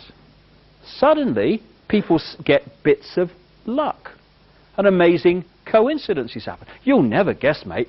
It was ever so lucky. That guy came into my life at just the right time and helped me get out of that circumstance. I couldn't believe it. Not luck at all. Creation. By a changed state of mind. So if we are creating our own reality by our imagination of ourselves, this is at the heart of how all that I talked about in the first half actually has been created and is allowed to continue. What are we bombarded with throughout our lives? Messages about limitation, about the fact that we can't do this, and I can't, I could never mentality. A fear of experience, because so much experience is denied to us by people saying, you can't do that, you shouldn't do that. Religion has bombarded the psyche with born sinners. Great start in life, that, isn't it? So we're constantly being hit by this sense of limitation. I can't, I could never, I'm frightened to. So we have a limited imagination of ourselves.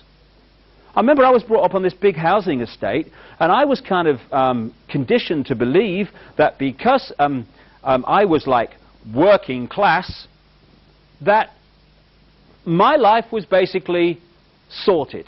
Because there were two types of people in the world. There was us and there was them, and as I was an us and not a them, that was fundamentally important and at the heart of where my life would go. I was born working class and I'll always be working class. Not planning to evolve then. No, all right. Limitation, limitation, limitation. And it manifests itself in this great line. The ordinary man and woman in the street. I don't know about you, I have never in my life met a single ordinary man or woman ever. All I meet are extraordinary people. But we are conditioned to see ourselves as ordinary. Ordinary man and woman in the street, I got no power. Therefore, we play that part. We read that script. We act out on the movie of life, this three-dimensional holographic movie we're part of here in this three-dimensional world. We play the part. And therefore we live that reality. Limitation of I can't, I could never, I'm ordinary. So we set up the circumstances in which those who see themselves as ordinary can be manipulated by those who realize the game. What I've sort of seen in this hassle-free zone that I talked about at the start, the hassle-free zone is also a pyramid. I was kind of interested to be invited last summer to the memorial service for the British comedian Larry Grayson, who I knew quite well for a short time. Very funny man. Something was said at that event which really sums up what I'm saying. Larry Grayson alone was a unique man, because the man who left the dressing room was the man on the stage when the curtains opened. There weren't two Larry Graysons.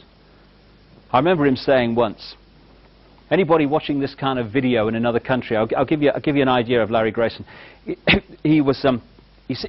saw him once on a stage. He said, you know, last week, he said, I was all stiff down this right-hand side. He said, it was here. Ooh. He said, you know, this week, he said, I'm all stiff down this left-hand side here. He said, I can't wait till next week, can I, you know? Oh, she got it, look. Anyway, that's Larry Grayson, great guy. Another comedian, Roy Hudd, did a presentation of Larry's life at this memorial service, and it overwhelmingly took the form of a story that Larry Grayson had told him of something that had happened when he was going round the variety halls of Britain years and years ago. And Larry was saying that he was in this all-male show, see, and there's one woman in it, and that's Larry Grayson dressed up, because he used to do that sort of thing, you know. And he said the producer of this show, he says, was very patriotic, he said. So the big finish was Rule Britannia, you know. Rule Britannia, Britannia rules the waves. Past the sick bag, you know. And actually I said that in Portsmouth the other week, didn't go down well at all. Anyway, so what they had, this big finish, Rule Britannia. And he said what happened was all the men came on dressed as sailors, started singing, you know. And then, as the music built up, they all got on each other's shoulders on the stage and they formed this pyramid, leaving a flat bit at the top. On walks Larry Grayson then, dressed as Britannia. Long gown, sword, shield, helmet, you know. And he gets manhandled up the top of this pyramid and he's on the top there. Rule for the big finish. Well, as Larry Grayson said, one night, he said, things seemed to be going rather well, he said. Then I noticed, he said, that the sailor in the bottom left-hand corner had got rather a cough, he said. And he came out with a great line. He said, and as any ancient Egyptian will tell you, that is a rather important point on the pyramid. So, this guy's eventually coughed his guts up, hasn't he, you know? And he's fallen out of the pyramid. So what's happened? The stage is awash with tumbling sailors. Larry Grayson apparently is in someone's lap in the second row. Oh, hello dear, how are you? All right, yeah. Now, what has happened here? Larry Grayson, symbolic of the few who control the planet, has not done anything. An ordinary man and woman in the street has got a flaming cough. And the whole thing's come down because we have been conditioned to forget where the power lies in a pyramid. It's not up there, it's here. But because we think it's there, we have created that physical reality of a pyramidic system. People say, oh, those people, that elite, that global elite, they're very powerful, aren't they? No! The power that is used to manipulate the human race day after day is merely the power the human race gives away day after day. That's all. So there we are in this hassle-free zone pyramid, right? And everyone's on everyone else's shoulders and these different levels in the hierarchy of society. And each level saying to the one below, don't you move, you stay where you are, I'm depending on you. You know, if you walk out of there, the whole system will be collapsed, it'll be chaos, there'll be, oh, hunger, and oh, it'll be terrible. So, oh, all right, I'll have to stay here. And each level of this pyramid, everyone else is terrified into stepping out of it and getting a cough because they're terrified of the consequences of not being in this prison. And at the top of this pyramid, being held up by this fear, are a very few people who are passing down through the different levels the messages they want the whole pyramid to accept as reality. Like anyone who's not into religion or science is into spirituality and metaphysics and seeing that we are actually very different to what we've been portrayed as, you know, we're not slabs of meat, we are multidimensional consciousness. Right, well that's a problem, because if we realize they're multidimensional consciousness in control of their own lives and destiny, that means we can't control them. So therefore we must persuade them that's right. Okay, that stuff, pass it on, it's the devil. Oh, all right, thank you very much, it's the devil. Oh, it's all devil, you know, they're talking about it's the devil, you're Satan. Or they try the other approach, they're off their rocker. Oh, yeah, oh, they're bloody mad, you know, they talk about, oh, yeah, pass it, oh, yeah, oh, no, I think so, yeah, my mother told me, yeah. And the other thing they pass down, on which we all pass on, you are free. You are free. Pass it on. We're free. Oh, great. We're free, honey. Pass it on. We're free. Oh, we're in a democracy. Oh, yeah, that's great. We're free. Don't need to cough, because we're in a democracy and we are free. But what are they actually saying, this freedom? They're actually saying, you are free to watch Noel's house party. For people in another part of the world, that is an insult, an intelligence-insulting program, in my humble opinion, but never mind. They are saying, you are free to watch the National Lottery live and contribute to the latest form of taxation in this country. You're free to do that. You're free to watch the gladiators knock their flipping heads together.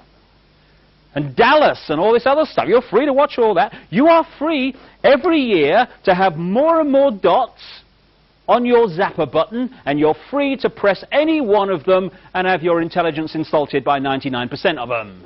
You're free! Oh, thanks. But you are not free to say what you really think without hassle. You're not free to be what you really are and express what you really are. You're not free to live your life as you see fit if it is outside the manufactured norm.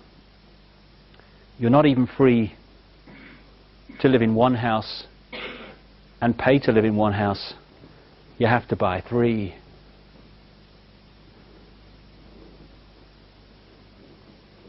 Three things for me would change all that I've talked about tonight and make it impossible, and would turn this prison into a paradise.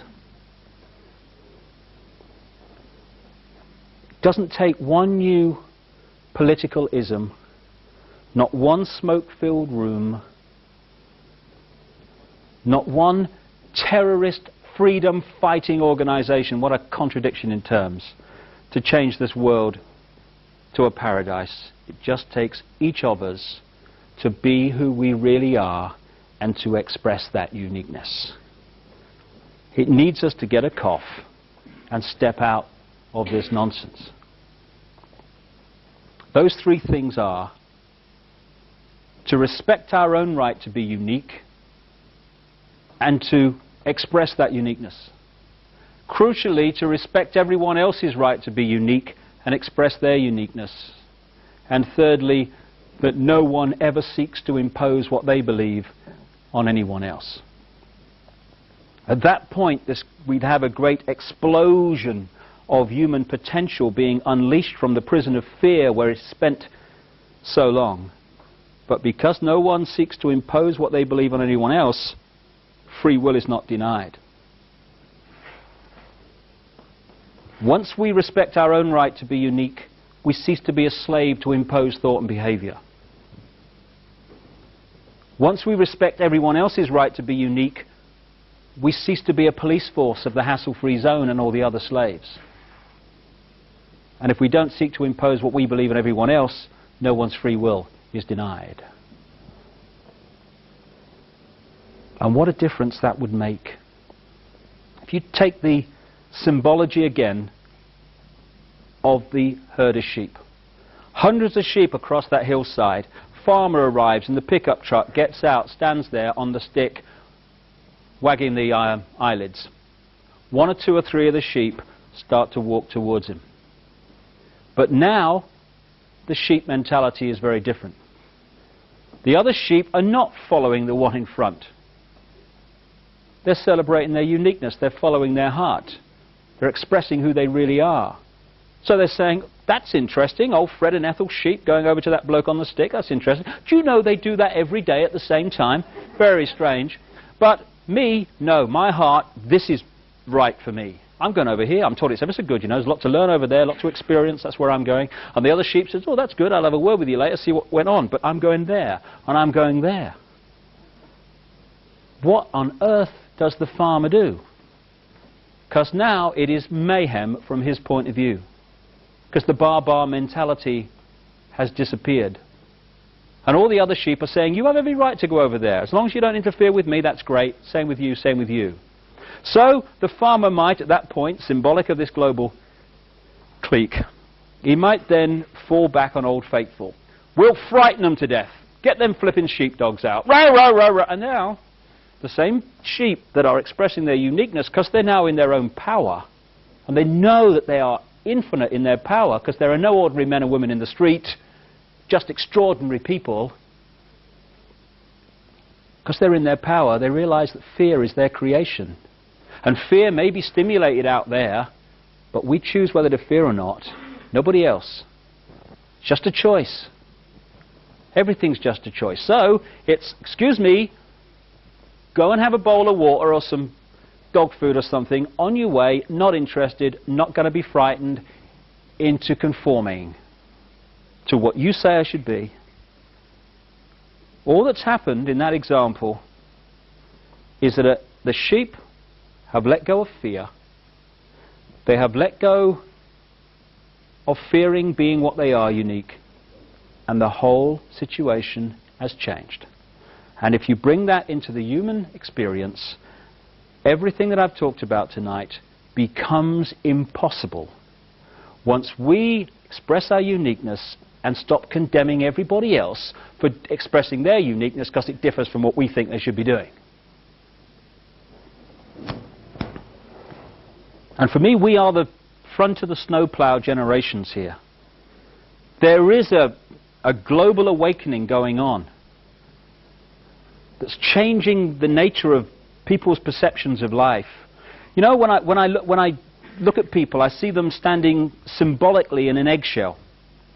Inside the eggshell is that very narrow area of our consciousness that we actually operate on in this three-dimensional world.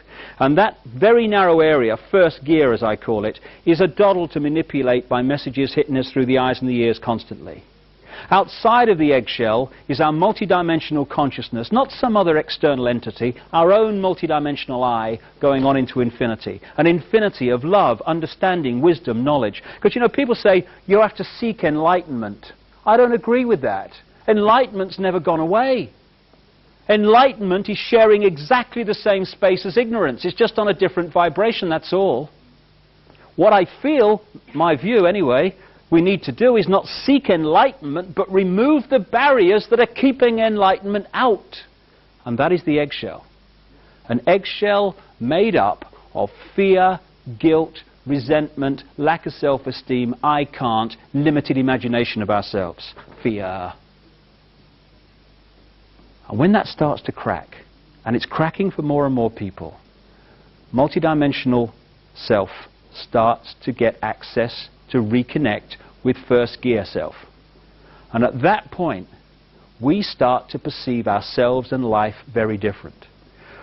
Symbolically, I feel that what's happening is there are vibratory changes going on around the planet as a natural course of human evolution, which are cracking this eggshell, this low vibrational energy that is our prison.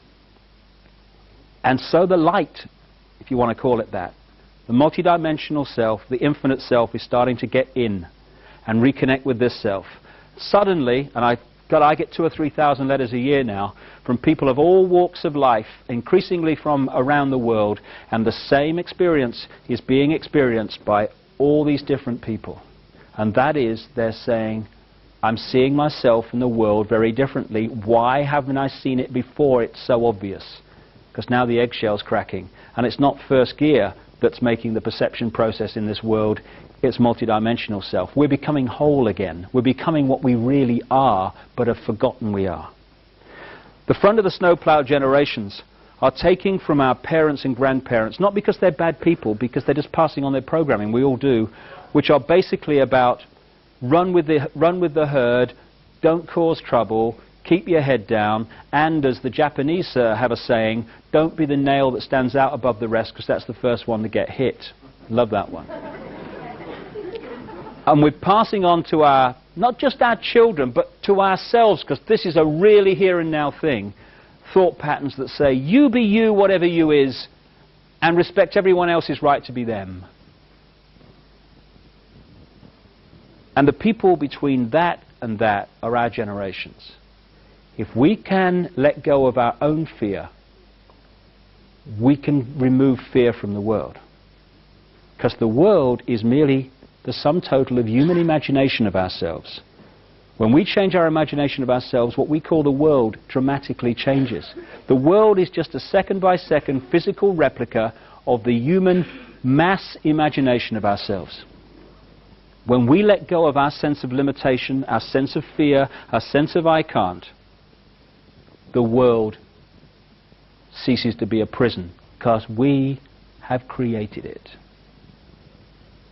There's a wonderful singer in this country, a German called Gila, who, it's a lovely song which goes, "We are the power in everyone. We are the dance of the moon and the sun. We are the hope that will never hide. We are the turning of the tide." If we can turn the tide within ourselves, from freedom or to freedom, from fear, then we turn that tide outwardly in the planet. And all it is, like everything else, is a choice. A choice between fear and love. That's all it is. We can choose to be frightened. We can choose to hate. It's a choice. Or we can choose not to fear, and we can choose to love. Not love on the basis of I love you if I fancy you, darling, but I love you because you exist. I love you whatever. I love you without condition. And if we want to change the world, it has to start with self. Fear, anger, hatred, condemnation, dictating what other people should be, that's the world we've got. That's the prison. But paradise is waiting. It's a thought, an attitude away. That's all it is, a choice away. Love.